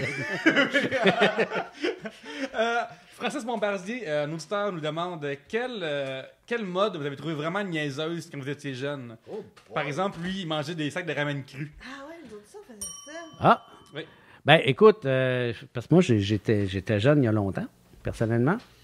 Tu l'as encore. Non, ben jeune peut-être de cœur, mais tu sais, je suis né des années 60. Fait que je te dirais que la mode vestimentaire des années 70, c'était quelque chose. Les souliers patoffes, les pattes d'éléphant, les pantalons carottés jaune-orange et taupe, les frigidaires vert avocat, les cuisinières jaune-orange. Ça, moi, j'ai... Moustache. Les moustaches, oui, les moustaches qui chevauché descendaient un jusqu'en peu, bas. ouais. Mais ça revient un petit peu. Ouais, les handlebars se ramènent un peu. Non, mais tu sais, il y a des modes, on dit toujours tu sais, que c'est cyclique, puis il y a Ouais, des ouais. modes qui reviennent, tout ça. Cette mode-là n'est pas revenue encore. J'ai C'est arboré, pas revenu, ça. j'ai arboré une moustache handlebar dans les années 2000, mais ça, je pense que c'est la faute du clip de Spike Jones des Beastie Boys, Sabotage. Je pense que Esthétique 70, dans c'est ça qui a ramené ça. Fait que j'ai eu un 6-7 mois que j'ai porté ça. Là. Hey, c'est long, c'est 7 mois avec, à entretenir ça. Parce quand que même. à l'époque, j'avais fait ça comme parce que j'étais pauvre. Puis là, j'avais comme dit à ma blonde de l'époque, ton cadeau de fête, je vais avoir une moustache de même. Elle a dit OK, mais je l'ai comme. C'est le pire cadeau de fête au monde. Elle C'est l'a une apprécié. punition. C'est quoi? Peut-être que oui. Mais elle l'a apprécié, fait que je l'ai gardé un bon petit bout, pareil. Je l'ai gardé un bon petit bout. Ah oui, mais moi, en même temps, j'ai déjà porté des plateformes puis des pantalons pattes d'éléphant quand j'étais au secondaire aussi. Mais Fait que, pas le tu sais, soulier ça patoff. revient. Le soulier patoff Non. n'est pas revenu. Ça, Non. je peux te le garantir. Il n'est pas revenu. En plus, il était quelqu'un, lui. Mais en plus, tu as des enfants Oui. aussi. Mais Fait qui sont à peu près de vos âges. Oui, Fait en que- effet. Fait que t'as vécu une autre mode à travers eux. Ouais. La mode des pugs, la Oui. mode des choses-là. Est-ce que t'étais comme... Ah, c'est des bouts de carton, là, que vous donnez des coups dessus, c'est bien niaiseux. Non, ce moi, sport-là. j'ai toujours respecté les trips de mes enfants. C'est drôle parce que Un souper presque parfait, dans une émission qui n'est pas encore diffusée, à un moment donné, il y a des gens qui ont une discussion justement sur les années 80-90. C'est des gens qui étaient jeunes pendant ces années-là, qui étaient enfants et adolescents, puis qui s'ennuient de cette mode-là, puis qui disent, tu sais, nos enfants vont grandir avec des téléphones puis des iPads, alors que nous autres, on a grandi avec des figurines, puis des... tu sais, moi, je me souviens, mon fils avait des... Ninja Turtles, des figurines de Ninja Turtles, ils les avaient toutes. Puis non seulement il y avait les figurines, puis il devait en avoir à peu près une douzaine avec lesquelles il dormait tous les soirs, mais il y avait également une valise dans laquelle il mettait les emballages, les cartons de ces figurines qui faisais étaient la même tout chose, aussi moi importants aussi. Oui. que la figurine. Tu sais. Mes parents, ils comprenaient pas pourquoi que c'est les emballages. Regarde, je suis devenu un artiste éventuellement, alors, mais les emballages puis les boîtes de mes Transformers puis mes C'est Turtles important. étaient aussi Mais c'est importants ça. que les figurines puis les affaires en tant que telles. Quand mes Transformers perdaient leur collant, là, j'étais comme, oh non! Puis comme il est dénudé, là, il manque quelque chose. Là. Bref, je comprends de ce qui Avez-vous, se passe. avez-vous vécu les Furby puis les Tamagotchi, ces affaires-là? Vous êtes un peu Plus trop ma vieux. sœur, ouais, C'est ça, vous êtes un on petit est peu plus vieux. trop Mais moi, je sais pas si c'est une mode. Là, on dirait que j'ai comme un doute. C'est peut-être juste une des Geneviève de ma classe qui faisait ça. Mais moi, quand j'étais au primaire, il y a des gens qui fumaient des bâtons de cannelle. Oui, oui, Ah. Ouais, je me rappelle Ouais, de ça aussi. Oui, Fait que c'est une vaguement. mode, là, c'était répandu. Ben, c'était c'était pas comme. juste Geneviève qui avait 3 trous de piercing dans les oreilles qu'on trouvait bien wild de faire ça. C'était comme, je veux avoir l'air bad dans la cour d'école, mais c'est la seule façon que je peux le faire, c'est en fumant de la cannelle. C'est l'affaire, c'est vraiment triste. Comme fumer une vraie cigarette, là, tant qu'à y être, là. Ben, je veux dire, si on a des auditeurs en très bas âge, premièrement, félicitations de nous écouter. Vous êtes Deuxièmement, fume rien. Vous êtes super cool. Fumez rien, mais si tu veux avoir vraiment l'air cool, fume une cigarette, montadine, tu peux quasiment plus le faire au cinéma, à la TV, c'est interdit, là. Actuellement, il y a une mode. On est en avant fait quelques semaines, alors peut-être que ça va être terminé cette mode-là. Mais il y a quelques semaines, on avait le fidget spinner. Ah, c'est ça que j'avais Oui, dit. ben oui. Et, avez-vous essayé le spinner? Hey, mais pour vrai, c'est quand même le fun. J'ai trouvé ça extrêmement Moi, j'ai plaisant. gossé un peu avec ça. Ben, tu parlais de mode, ça, excellent exemple. Je vais vous ramener sur le terrain Vas-y. de l'humour et tout ça. Je suis script éditeur du Bye Bye. Je l'étais lors du dernier, je vais l'être lors du prochain. OK? Il y a à peu près 1 an, c'était quoi la grosse affaire? Tout le monde capotait là-dessus. Pokémon Go. Pokémon Go. Pokémon Go, C'est OK? vrai? À ce temps-ci, là, il y a 1 an, là, c'était la folie furieuse. Et on, Les gens dans la rue se promenaient en troupeau comme Ouais. si... et on commençait à travailler sur le bye-bye à peu près à ces dates-ci, dans l'équivalent de dans 2-3 semaines. Et au début, dans les premières affaires, c'est « Hey, Pokémon Go, il faut absolument faire quelque chose là-dessus ». Il n'y avait pas de sketch sur le Pokémon Go dans le bye-bye parce que entre le mois de juillet, août, au moment où tout le monde jouait à ça, ou à peu près, et le mois de décembre, ça avait été oublié. Puis en plus, si vous l'avez diffusé, tout le monde aurait été « Oh, bye bye, c'est tellement en retard sur tout. » Ah ouais, c'est ça, mais Ouais. tu sais, ben, c'est la même affaire avec le spinner. Le spinner, là, dans 1 mois et demi, 2 mois, fini. 6 mois, c'est Ben, fini. même Il va maintenant, pitcher même les racks maintenant. aux gens coutus à terre, là. Moi, Plus je me ça, fais- sous ça. un exemple frappant de ça, c'est dans le temps, LMFAO avec la tune de Party Rock Anthem.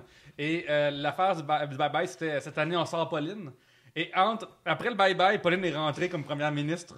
Alors que tout le monde était le 31 décembre, on était comme « C'est qui est conne? » Puis quelques mois plus tard, comme « Ouais, on va... » C'est fou, tu sais, ça m'a vraiment comme impressionné comme comme virement de situation, mettons. Les affaires bougent vite en tabarouette. Mais ça doit, c'est ça, hein? Écrire pour le bye-bye, c'est ça qui doit être très difficile parce que non seulement il faut que tu fasses un survol de toute l'année, fait que oui, forcément, il y a des vieilles affaires, entre guillemets, que tu vas ressortir parce que nous, on a l'impression que ça fait 5 ans, mais ça fait 8 mois de ça, fait que ça compte. C'est juste un show d'humour qu'il faut que tu écrives pour tout le monde. Ouais, en plus. Ouais. C'est simple que ça. Ce qui veut dire que tout le monde va trouver un moment pour l'haïr.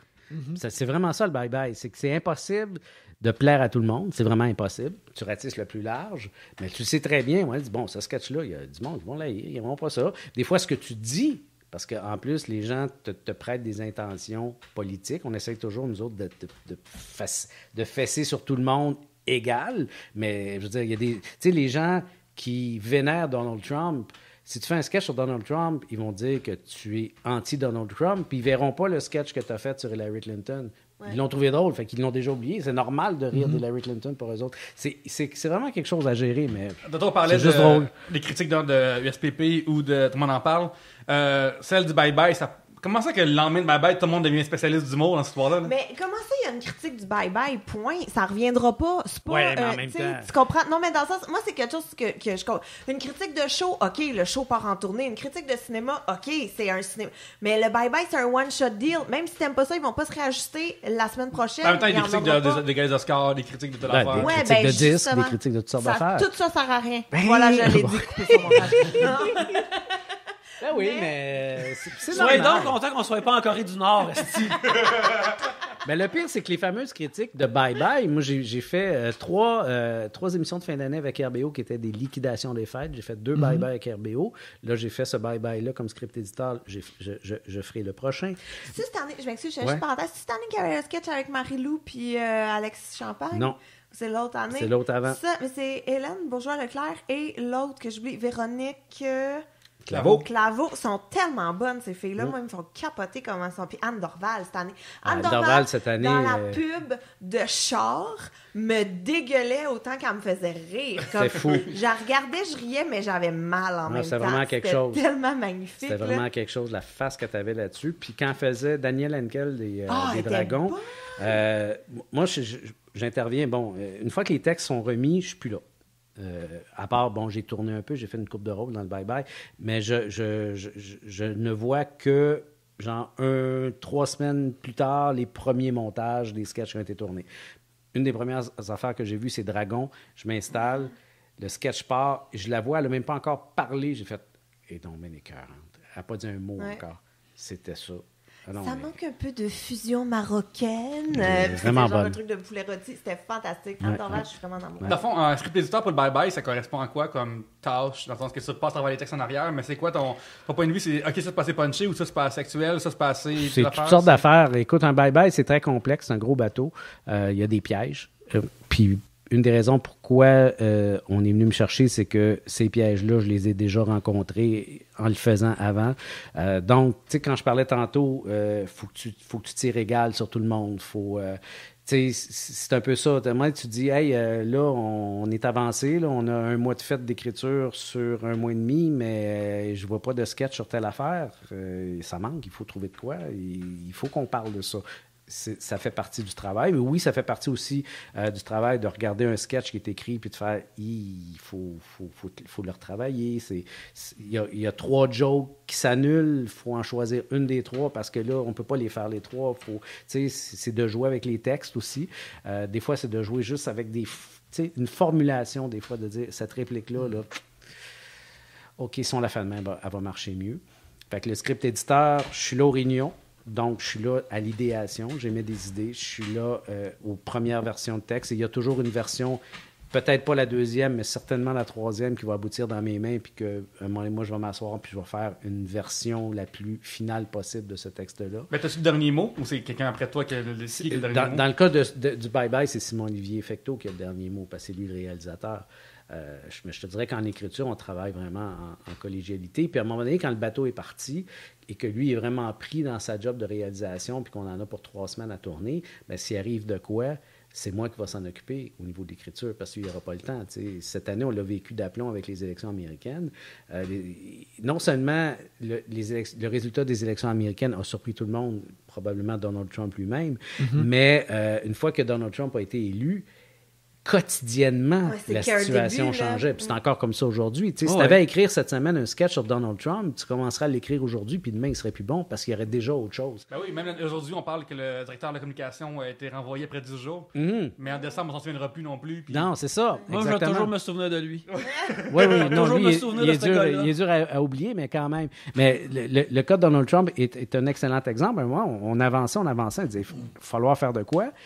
Et il va falloir trouver une façon de faire de quoi qui peut évoluer. Fait qu'on a trouvé l'idée de dire, OK, on va le sacrer dans le bureau ovale, ça va être des scénettes. Autrement dit, on peut le réécrire au complet demain matin si on en a besoin. On a trouvé notre décor, c'est très important, il faut l'avoir, le Moses de décor. On a trouvé nos personnages, mais on va jouer avec ça.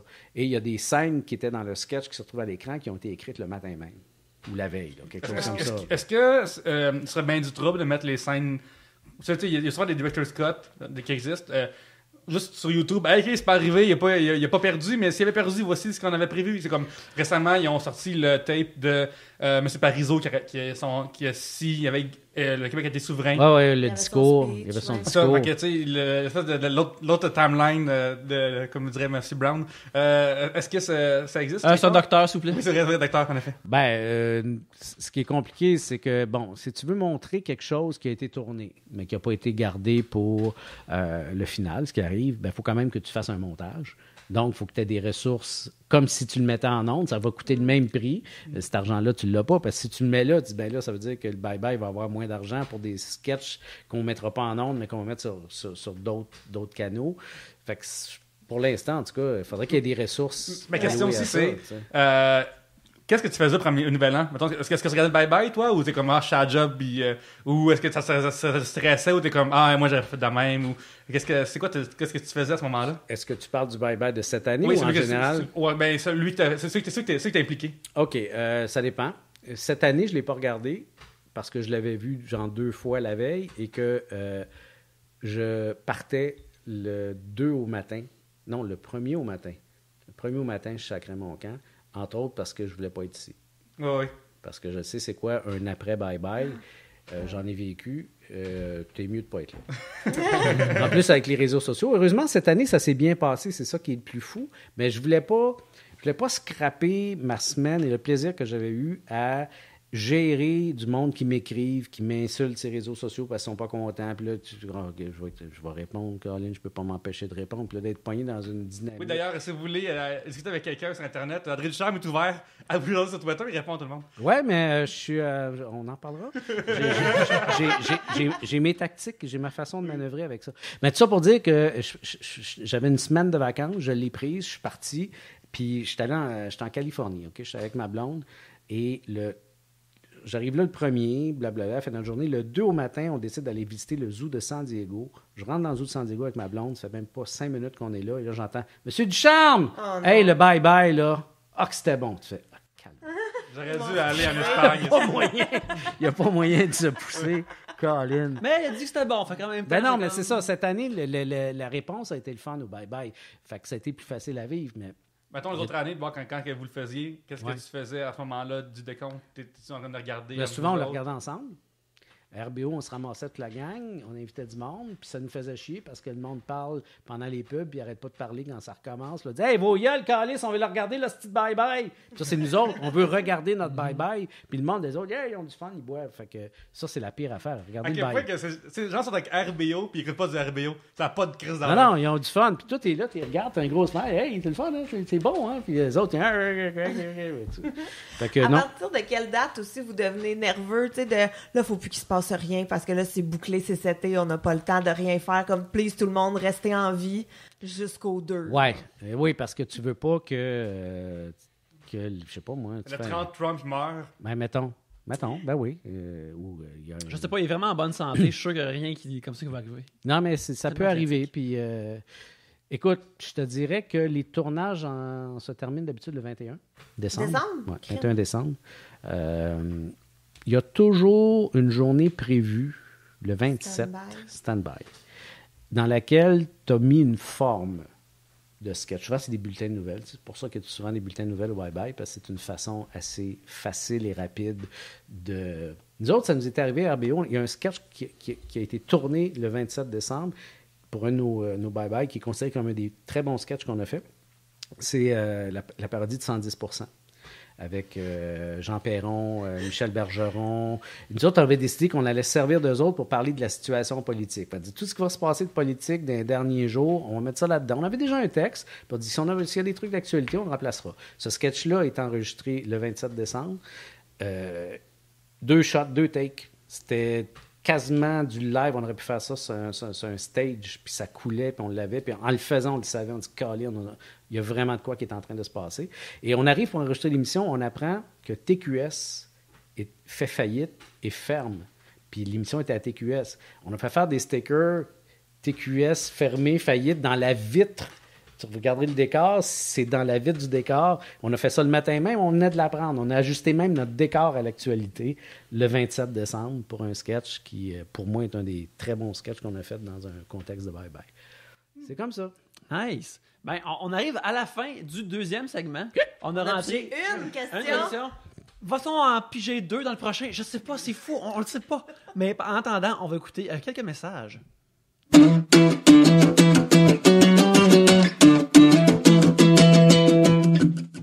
On est dans le mois de la rentrée des classes et vous avez sans doute besoin d'un Becherel pour vos cours, pour mieux parler, pour mieux conjuguer. Lire un Becherel, c'est utile, mais entendre un Becherel, ça serait pas mieux? Ben, si vous allez au 3bières.com/audible, vous allez vous rendre sur audible.com, vous allez pouvoir acheter le Becherel de votre choix. Vous avez juste à vous inscrire. Votre premier livre est gratuit et ce premier livre-là pourra être un Becherel qui vous permettra de mieux conjuguer non seulement les verbes, mais aussi la vie, travail, école, famille, toutes ces belles affaires-là, grâce à un Becherel.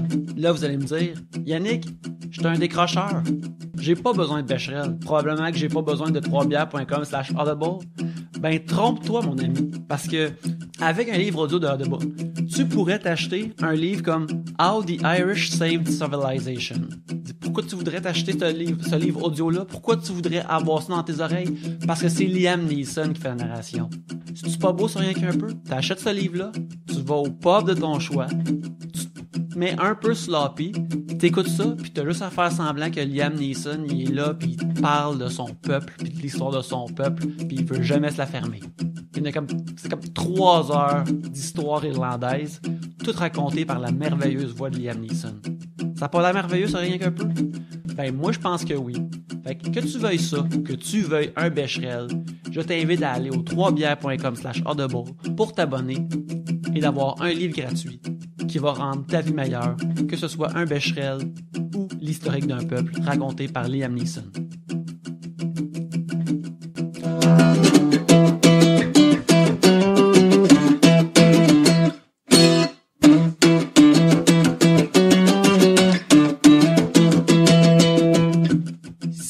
Aider 3 bières, on en est très heureux, ça nous réchauffe le cœur. On vous donne beaucoup de façons de le faire à travers les pubs dans l'émission. Une autre façon que vous pouvez faire, c'est si vous êtes sur iTunes ou sur l'application podcast, vous pouvez nous donner 5 étoiles ou nous écrire une critique.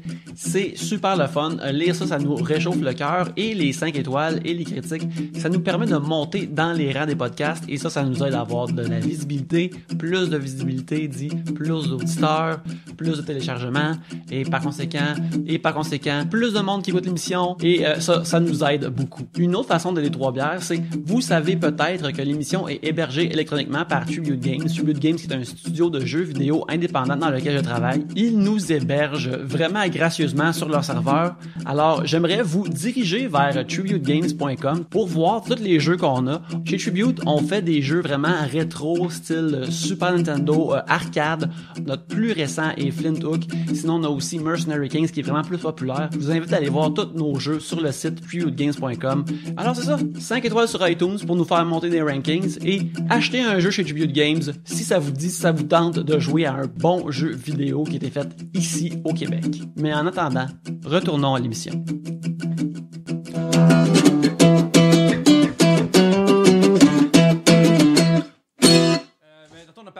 André, tu allais parler de ta stratégie de Twitter, de médias sociaux. Oui. Oui, parle-nous un peu rapidement. Écoute, c'est pas compliqué. Tu m'écœures sur Twitter, tu as 3 chances. Je vais te répondre. Si tu m'écœures encore, je te réponds. Si tu m'écœures encore, je t'envoie chier. Mais tu as 3 chances. Je te bloque pas tout de suite. Moi, je suis pas le genre à dire, hey, il m'envoie blablabla, je le bloque. Non, on va jaser. Et très souvent, en dedans de, je dirais, je suis pas le seul, il y a quelqu'un d'autre qui avait parlé de cette façon. C'est parce que souvent, les gens t'écrivent, ils pensent pas que tu les lis. Oui, en effet. Fait que si quelqu'un t'écrit une connerie et que tu réponds, déjà, souvent, Ça le ton les va changer. déstabilise, OK. Puis là, mon but, c'est qu'au bout de trois réponses, ils me trouvent fin. C'est ça mon but. Moi, je veux que les gens me trouvent fin dans la vie. Parce que je suis fin. Mais si t'es pas fin, par exemple, puis que tu gaspilles tes chances, là, tu vas m'avoir dans la face parce que tout mon méchant, je vais te le donner. C'est ça. Mais pourquoi est-ce que tu... Mettons, qu'est-ce qui motive la troisième chance, la troisième fois que tu envoies, mettons, à paître la personne au lieu de pas répondre? Qu'est-ce qui fait la différence? OK, là, ça C'est parce que je suis pas capable de pas répondre. OK. Faut que j'aille le dernier mot. Fait que si mon dernier mot fait pas ton affaire, il va te bloquer. Ça va être mon dernier mot. Oui, mon sujet Oui. de cilantro cognac. Ah oui, c'est bon, ça. Quand viez-vous aux adolescents d'aujourd'hui, qu'est-ce qui était mieux, qu'est-ce qui était mieux à votre époque? Oh my God! Je suis dessus, moi. Il n'y a pas d'époque mieux que d'autres. Moi, je ne suis pas de ce genre de dire « Ah, dans mon temps... » J'haïs ça, le monde qui font ça. Ça m'énerve, là. C'est Mais, pas en mieux, fait, c'est pas pire. Moi, je pense qu'un truc que je suis vraiment contente qu'il n'y avait pas quand j'étais jeune, c'était les cellulaires puis les réseaux sociaux. Parce que on en a toutes fait des niaiseries, là, et on a tous le bonheur qu'elles ne sont pas filmées. On a tous le bonheur qu'il n'y a pas de preuve de tout ça. Disparu avec le vent. Et voilà, Ouais. fallait être là. Si t'étais pas là, tant pis, c'est terminé. Tu peux pas mettre ça sur YouTube puis avoir 1 million de vues de la fosse que t'as bêchée dans les escaliers Ouais. avec ton skateboard. Ouais, puis j'avoue que l'intimidation, moi, quand j'étais jeune, j'en ai subi beaucoup. J'ai pas toujours... en fait, j'ai eu longtemps de la misère à me sortir de ça.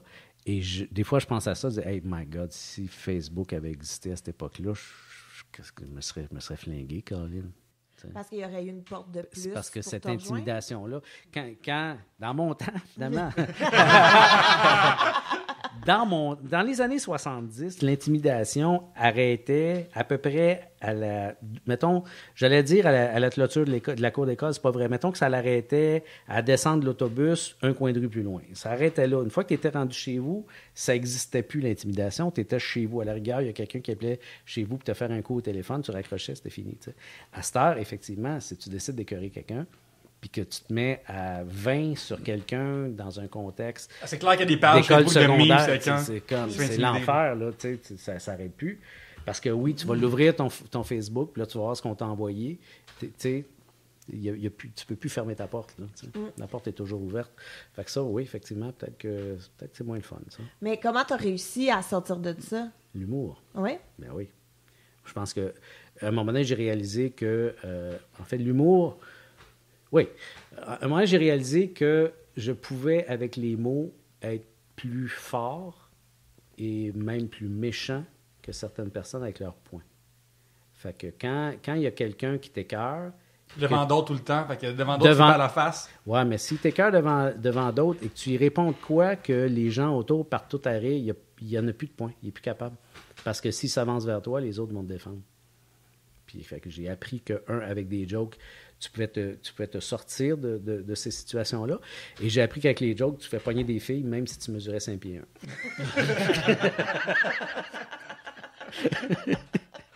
C'est ce qui est très, très bon, en effet. À quel âge que tu as réalisé que tu n'allais pas grandir plus que ça?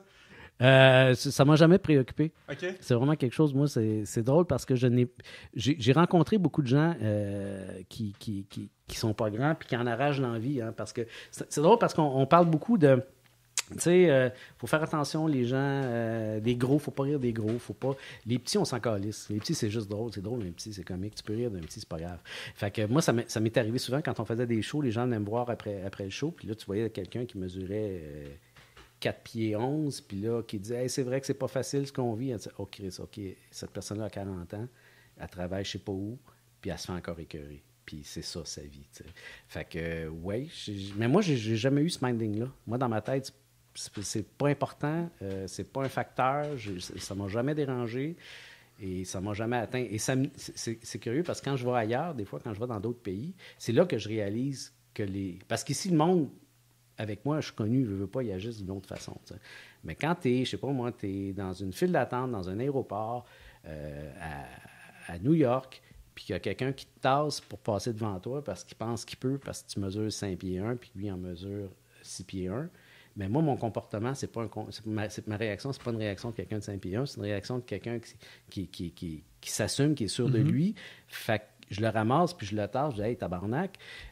Puis là, il capote. Là, il comprend pas. Il dit « Comment se fait que cette personne-là réagit de même? Il doit être ceinture noire en quelque chose. » Parce que, il existe un affaire qui s'appelle le complexe de Napoléon. Oui. Ça veut dire qu'il y a des fois des personnes qui sont plus petites que la moyenne qui vont compenser pour... tu sais, comme ça, parce que moi, je fais 5 pieds 8, 5 pieds 9, et je suis venu en Colombie, et pour ce pays-là, c'est fucking grand.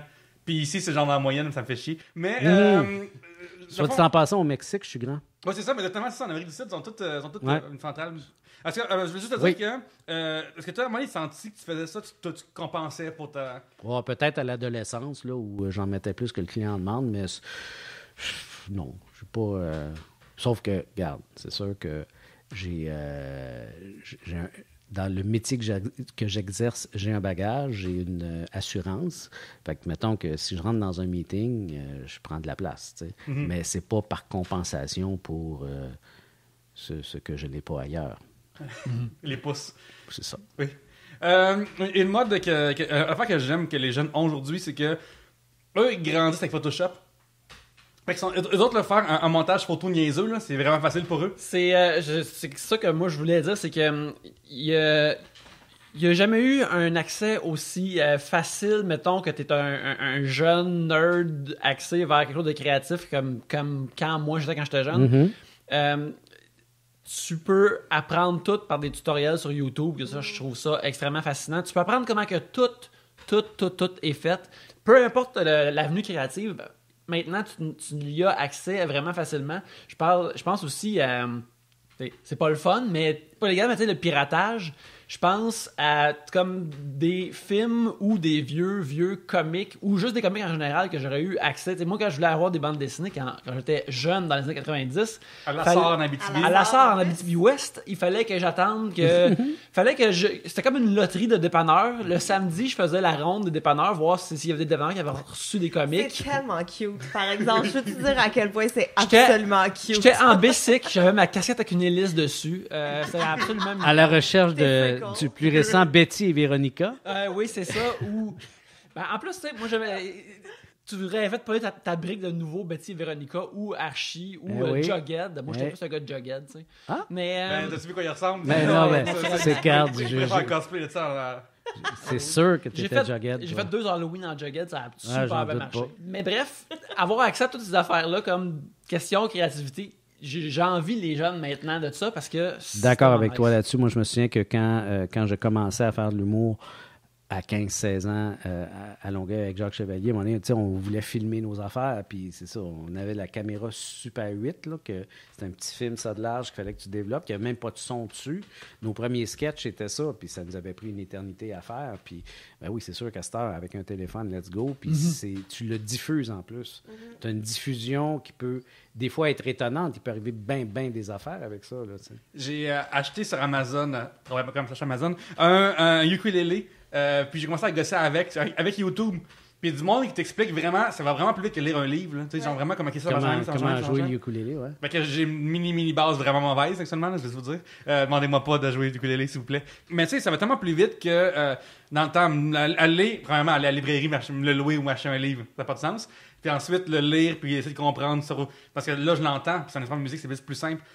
Puis quand t'as appris, André, t'as appris à 38 ans ou à 37 ans à jouer de la guitare. Ouais. T'as-tu pris un coach? Oui. Ouais. Tu sais, ça va tellement juste mieux après Internet. Tu peux. Oui, mais non, j'avais. Ça, c'est une affaire. Moi, j'étais un musicien frustré parce que quand j'étais petit cul, puis j'étais dans un band de musique, j'étais le chanteur, mais j'avais pas de guitare, puis, à vrai dire, j'avais pas d'argent pour m'en acheter, puis j'ai pas appris la guitare. Fait que, à un moment donné, c'est ça, 38 ans, je me lève un matin, je dis, regarde, je vais me faire un cadeau, je vais apprendre à jouer de la guitare, puis j'ai appris au point où j'ai été capable de faire des shows. Pour nos 40 ans, en fait, on a reformé les Yellow Frogs l'espace d'un soir, puis on a refait notre show tel quel. Sauf que la différence, c'est qu'au lieu d'être en avant avec un micro, je suis en avant avec une guitare, un micro, puis je jouais toutes les tunes. Bon, c'est pas des accords très complexes, mais je les jouais quand même. Mais oui, j'ai pris un coach. Puis comment est-ce que. Puis t'as arrêté à 41? Non, j'ai arrêté il n'y a pas si longtemps. J'ai encore mes guitares. Okay. Parce que j'avais lu ma recherche que c'est 41. Oui, c'est en gag que j'arrête à 41. Non. Je vais spécifier que c'est que j'avais lu quelque part. C'est parce que moi, je suis de même. Moi, je me pitch dans quelque chose, mais je me pitch d'aplomb. Puis, écoute, je jouais de la guitare tous les jours. Là. J'étais tout le temps en train de jouer de la guitare. J'ai progressé très rapidement parce qu'en plus, j'ai fait tellement de musique. Puis c'est ce que me disait mon coach. J'ai dit, Christy, t'en as tellement fait que naturellement, tu sais des affaires, t'es pas tout de suite, parce que tu les as tellement faites sans t'en rendre compte que c'est là quelque part, puis tu l'appliques rapidement. C'est juste que mon nez, je fais bon, mais OK, je sais jouer la guitare, qu'est-ce que je peux faire d'autre? Tu veux sortir ton système. Ben là, je veux m'y remettre, là, parce que je regarde mes guitares, elles s'ennuient, elles ramassent la poussière, c'est des belles guitares. Ben, j'ai plus de guitares que je connais, d'accord. Ça aussi, je me suis pitché dans l'achat de guitares, j'en ai des belles, puis sont le fun. Moi, j'ai des chums guitaristes, musiciens, ils viennent chez nous, ils disent, calisse, ça se traîne d'un... Ça fait combien de temps que ça n'a pas touché? Ben, je sais pas, là, 8 mois. C'est des guitares écœurantes, tu y touches pas, faut que tu les aimes, les guitares. Fait que je les aime, mais je consomme pas. C'est bon? Oui. On a tous... OK, ça vient de Mathieu Poirier. La chose que vous faites couramment aujourd'hui, que vous, les adolescents, trouverez... que le vous, adolescent, trouverait absolument horrible. Ah, ça, c'est intéressant, ça. Oui. La chose que vous faites couramment aujourd'hui, que le vous, adolescent, trouverait... On a beaucoup de retours, horrible. on a beaucoup de sujets de retour à l'adolescence. Oui, cette c'est ça, semaine. hein. Le hasard du sac. C'est drôle, ça. Le Moi, hasard je du sac. pense que c'est me lever tôt. Ah! Tout simplement. Parce que moi, j'aime ça dormir, là, faire la grasse matinée, tout le kit, mais j'ai ce qu'on appelle un jeune enfant. Donc, je peux plus faire ça. Non. Fait qu'à entre 6h puis 6h15, je suis debout, prête à faire de la pâte à modeler. Puis, pas mon choix personnel. Mais, ouais. Fait que ça, je pense que moi, à 15 ans, ferais comme, pourquoi? Non. Laisse-le s'arranger. Mais, ouais, je pense qu'il y a ça, surtout. Mais genre, moi, j'ai étudié à l'université en actuariat, fait des années post-universitaires, et actuellement, j'ai lâché ma job pour plus faire ça. Et le mois de 15 ans, on reviendrait pas que je poursuis pas une carrière académique, genre. Fait que ça, c'est l'affaire qui lui... Parce que chez nous, c'est vraiment important, là. Tu vas étudier, c'est important avant tout, là. Tu vas faire ton piano avant que tes amis arrivent, tu vas étudier avant d'ouvrir ta TV, ça va être ta première affaire au monde, c'est vraiment important. Tu vas aller à l'université. Fait que, moi, c'est ça serait juste weird que, genre, je passe mon mois d'août à me lever, Gabriel, à 11h.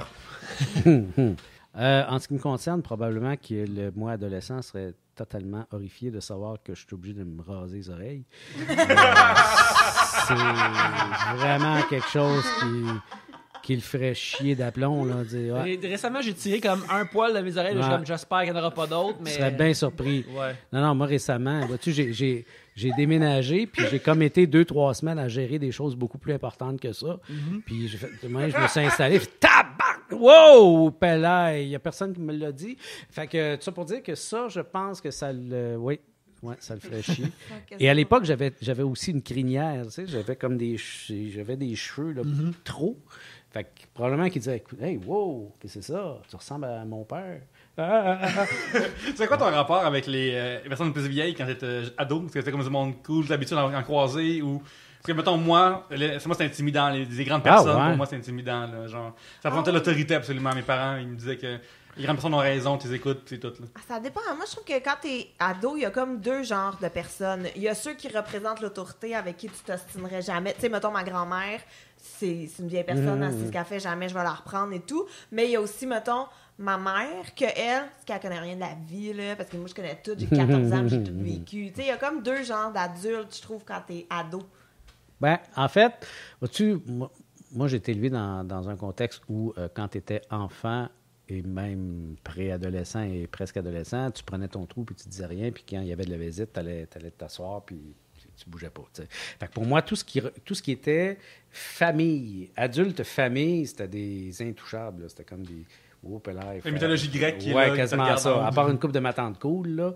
Mais c'était ça. Par contre, les profs, je pense que c'est par là que ça passe souvent quand t'es jeune. Ton premier contact adulte, le fun, ça peut être avec des profs.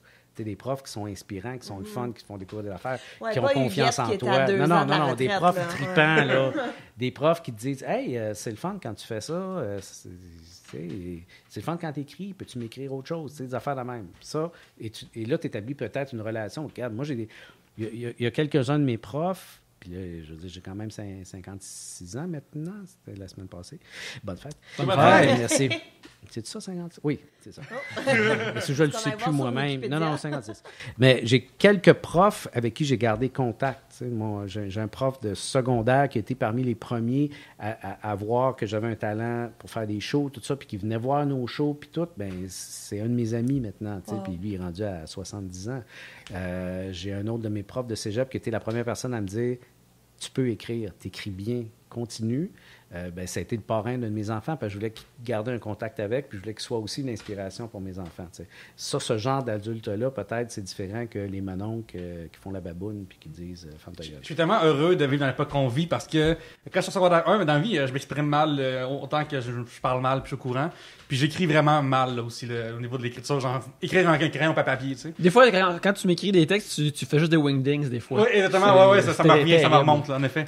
Puis, J'ai pas compris cette blague-là, je sais pas si c'est quoi. c'est un font qui a été créé pour faire des symboles. Dans Microsoft. Ok. C'est ça. Puis, C'est correct, pas pour être. C'était pas drôle. Faut dire que c'est un MS, ça a marché de bord. Je suis juste pas le public cible, Yannick, c'était pas une Ouais. mauvaise blague. Là. Puis je me suis pas le souviens public comme cible. en secondaire 1 de mes profs, j'avais écrit une longue affaire sur 2 pages, puis elle avait écrit genre des gros X des 2 barres, puis elle avait marqué, j'arrive pas à lire, man, 60%. Puis j'ai fait comme, bon, ben moi j'ai passé. Puis tu vois, là, je rentre, elle a un H en hauteur, fait que comme, c'est weird de me faire la vie, comment c'est fait. Bref, réfléchissez là-dessus. Ouais, là. mais ce qui t'a sauvé, c'est les ordinateurs. Oui, vraiment, mais ça, je dis, je suis content de lire aujourd'hui. Ça n'a pas d'allure, là, tu sais. Ça, vois-tu, c'est parce qu'il y a bien des questions sur adolescent versus adulte, puis il y a 40 ans versus maintenant, ou il y a 30 ans versus maintenant, mais ordinateur, méchante différence. Ben oui. La différence majeure entre... il y a un avant et un après l'ordinateur. Te souviens-tu de ton premier ordinateur dans le temps, ou... Mon premier ordinateur, je pense qu'il servait à rien. Je l'ai juste acheté parce que c'était un ordinateur, c'était un Timex Saint-Clair. C'était une espèce de petite affaire qui avait même pas... Oui, le clavier était incorporé avec, là. Puis ça lisait des programmes sur des cassettes. Puis ça n'a jamais réussi. Non, des cassettes. Des cassettes? Ah oui. Cassettes. Ah, ouais. Il fallait que tu plugues un magnétophone, puis tu pluguais ça sur une télé. Mais moi, j'avais 2-3 programmes qui n'ont jamais réussi à lire. Tout ce que j'ai réussi à faire avec cet ordinateur-là, c'était un programme que j'avais fait moi-même qui faisait à l'écran 5, 4, 3, 2, 1, boum. C'est tout ce que j'ai fait avec ça. C'était mon premier Ça a ordinateur. dû coûter vraiment cher en plus pour l'époque. Ça coûtait 700-800$, cette cochonnerie-là. Mais écoute, les premiers ordis, c'est fou. Moi, je me rappelle, le premier scénario que j'ai écrit, il y avait des revisions à faire dessus. Tu fais une deuxième version. La deuxième version de scénario m'avait pris 1 semaine et demie juste à la retaper. Tu sais. À dactylo. À cette heure, avec un ordinateur, ce job-là se fait à peu près en 1 heure. Tu sais. C'est fou de même. Ah non, c'est extraordinaire ce que ça permet, là. Mais moi, je me souviens, il me semble que j'en avais déjà parlé, mais quand mon père, moi, travaillait dans des labs et tout, puis des fois, il ramenait des ordi à la maison pour travailler, puis ma soeur puis moi, notre gros trip, on n'avait jamais vu ça, là, c'était juste d'attendre que l'ordi tombe en veille pour voir les toasters qui volent. Ah, les Flying Toasters! Ou genre, des fois, il y avait des vers Les poissons. qui mangeaient. Mon préféré, c'est le labyrinthe de Windows 98. Mais ouais, mais c'est ça, nous autres, notre gros fun, là, juste d'attendre qu'il tombe en veille. Puis là, des fois, mettons, ma soeur se levait pour aller à la toilette, elle accrochait la table, là, ça repartait, puis j'étais comme « Ah! ça On fait va tout là. courir attendre! » C'est ça, puis Dragon Smog aussi. C'est pour les nouveaux auditeurs qui pensent qu'on est des jeunes qui s'amusaient avec un cerceau puis un bâton, là. Proche de Quasiment ça. pas loin On de avait ça. des Game Boy, OK? Non, C'est ouais. ça. Ben, il y a eu. Je me rappelle aussi quand mon père il avait acheté un ordinateur parce que bon, mon père, c'est ça, il a grandi à Villebois, au nord de la Sarre. Alors, Ce nom de ville-là me fait capoter. Ouais, là, Villebois, c'est un vrai nom de ville. là. Ça, Ouais, c'est ce qu'on Villebois. appelle la Sarre adjacent. oui, exactement, oui, absolument. Vue sur la absolument. Sarre, s'il vous plaît. Vue sur la Sarre, oui. Avec Saint-Vital de Clermont entre les deux. Ah, ça, Et puis, je pense que c'est là. fait que c'est merveilleux d'entendre. Mais bref, mon père, je pense qu'il a toujours été comme un peu nerd de technologie de même, mais ça a pris du temps avant qu'il puisse vraiment en avoir, qu'il devienne adulte, puis il y a des enfants, puis là, il avait acheté un ordinateur. Puis je me rappelle, tu sais, on parle d'affaires un peu comme moins le fun, mais je me rappelle quand j'étais jeune, je jouais avec lui à un jeu qui s'appelait Gâteau, puis c'était une simulation de sous-marin. Puis c'est fucking plate, là. Là, c'est fucking plate. Mais t'as une moitié d'écran avec comme des cadrans. Puis là, une affaire qui dit en haut comme oups, il y a un autre sous-marin pas loin. Il faut que tu God. rentres des affaires. J'ai Puis là, vu ça, ouais. pour pitcher une torpille, puis là, ça te dit, hey, tu l'as peut-être pogné, tu l'as pas pogné, ou tu t'es fait pogner, puis c'était l'affaire la plus excitante. C'était vraiment incroyable. Moi, je me souviens jouer à des RPG qui sont. En fait, c'est comme à gauche, t'as une image, puis à droite, t'as du texte. Ouais. Puis t'es dans un labyrinthe. Puis tu croises des méchants serpents, mais c'est juste un commercial. Puis là, c'est écrit, hey, la commerciale qui est là représente un minotaure. Fait que fais attention, qu'est-ce que tu fais, tu sais. Je me souviens, mon père jouait à ça, c'est quelle époque, ma foi. Puis en plus, toi, Yannick, ton père, il est comme viré, intense un peu sur la collection de choses grâce à Internet, ou? Ouais, ben mon père, l'affaire, c'est drôle, c'est que maintenant il est à sa retraite, puis fait que là, il est dans un Winnebago, puis il se promène de par la province et il est un snowbird. Mais avant ça, c'est l'affaire que je trouve cool de mon père, c'est qu'il était vraiment dans les ordinateurs. Puis une fois que j'ai quitté la maison, il m'avait acheté un ordinateur parce qu'il voulait qu'on puisse comme s'y mêler tout le temps pour que quand j'allais au cégep, quand je suis déménagé à Montréal. Et puis, ben, il disait ça, mais je pense maintenant il voulait aussi s'acheter un ordinateur plus nice comme ça. Pour t'en donner un. Ouais, exactement, ouais, c'est ça qui se passait. Mais après, il est vraiment rentré full pin dans torrents, le système de piratage, qu'il était comme... J'en reviens pas que je peux avoir toutes ces collections-là parce sur que la lui, vidéo. parce que premièrement, il montait ses propres ordinateurs, puis il a compris toutes ces affaires-là. Fait que là, c'est comme félicitations. C'est vraiment nice. Mais en même temps, le fait qu'il pouvait avoir des films gratis avant le temps, il était tellement heureux, il était tellement enthousiaste de ça.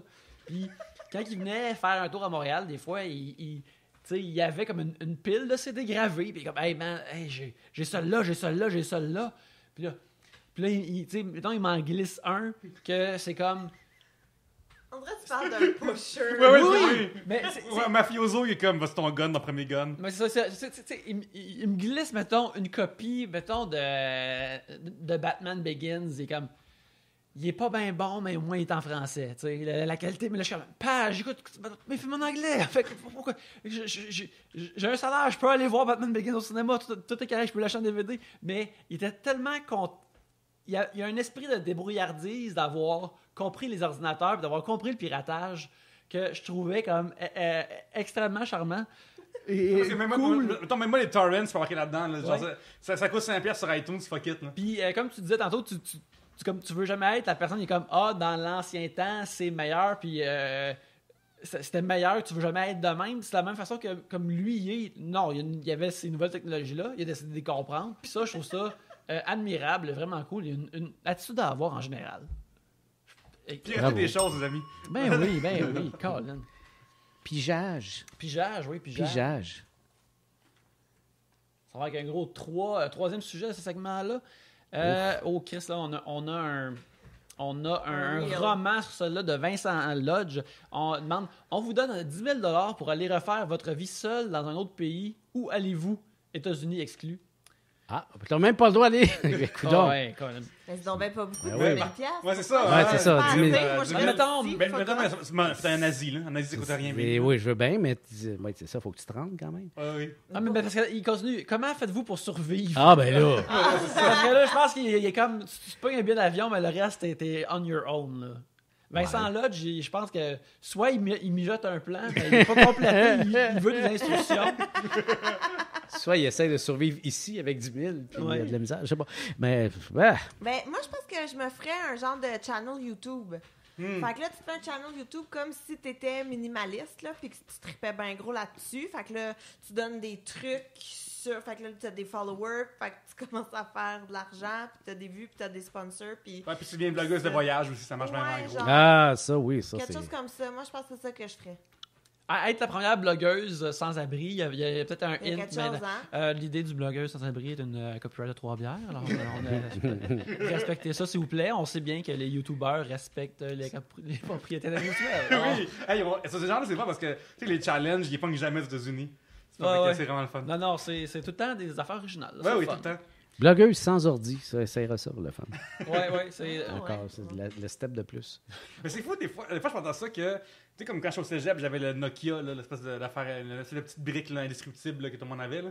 Et cet ordinateur-là était, l'affaire là-dedans, on pouvait juste jouer à Snake, là, l'espèce de jeu, là, tu sais. Et malgré tout, ils sont allés sur la Lune avec une affaire moins intelligente que ça. Genre, des fois, je suis comme assis chez nous, puis j'en reviens pas. Je parle de ça me fait capoter. Non, pour 10 000 moi, je pense qu'il faut aller en Asie pour pouvoir vivre. Tu vas pas en Scandinavie, tu vas te ruiner après 2 Big Mac. Là. Fait que je pense que c'est cet aspect-là qu'il faut négocier en premier. T'apprécies vraiment ton premier Big Mac parce que le deuxième va être donné pour un bout. T'es comme juste. Ben, il existe ça. Il existe le McCurrency, une fois la même. Tu peux. Tu sais, t'as les devises de différents pays, tout ça. Mais ce qui est vraiment bon, c'est savoir le pays du McDo dans tous les pays. Fait que le prix de combien est-ce qu'un McDo coûte par habitant, c'est une meilleure façon de voir c'est quoi le coût de la vie à ces places-là. Oui, c'est avec ça qu'il évalue. Oui, en effet. Bref, allez chez McDo. Mais regarde, moi, j'ai vécu avec 10 000 $ par année pendant quelques années au Québec dans mon jeune temps. Fait que j'ai déjà donné. Je l'ai fait, ça. C'est correct, c'est beau. Quand t'avais-tu 8 colocs et... Ouais, écoute, je pense que mon premier appartement me coûtait 75$ par mois chauffé.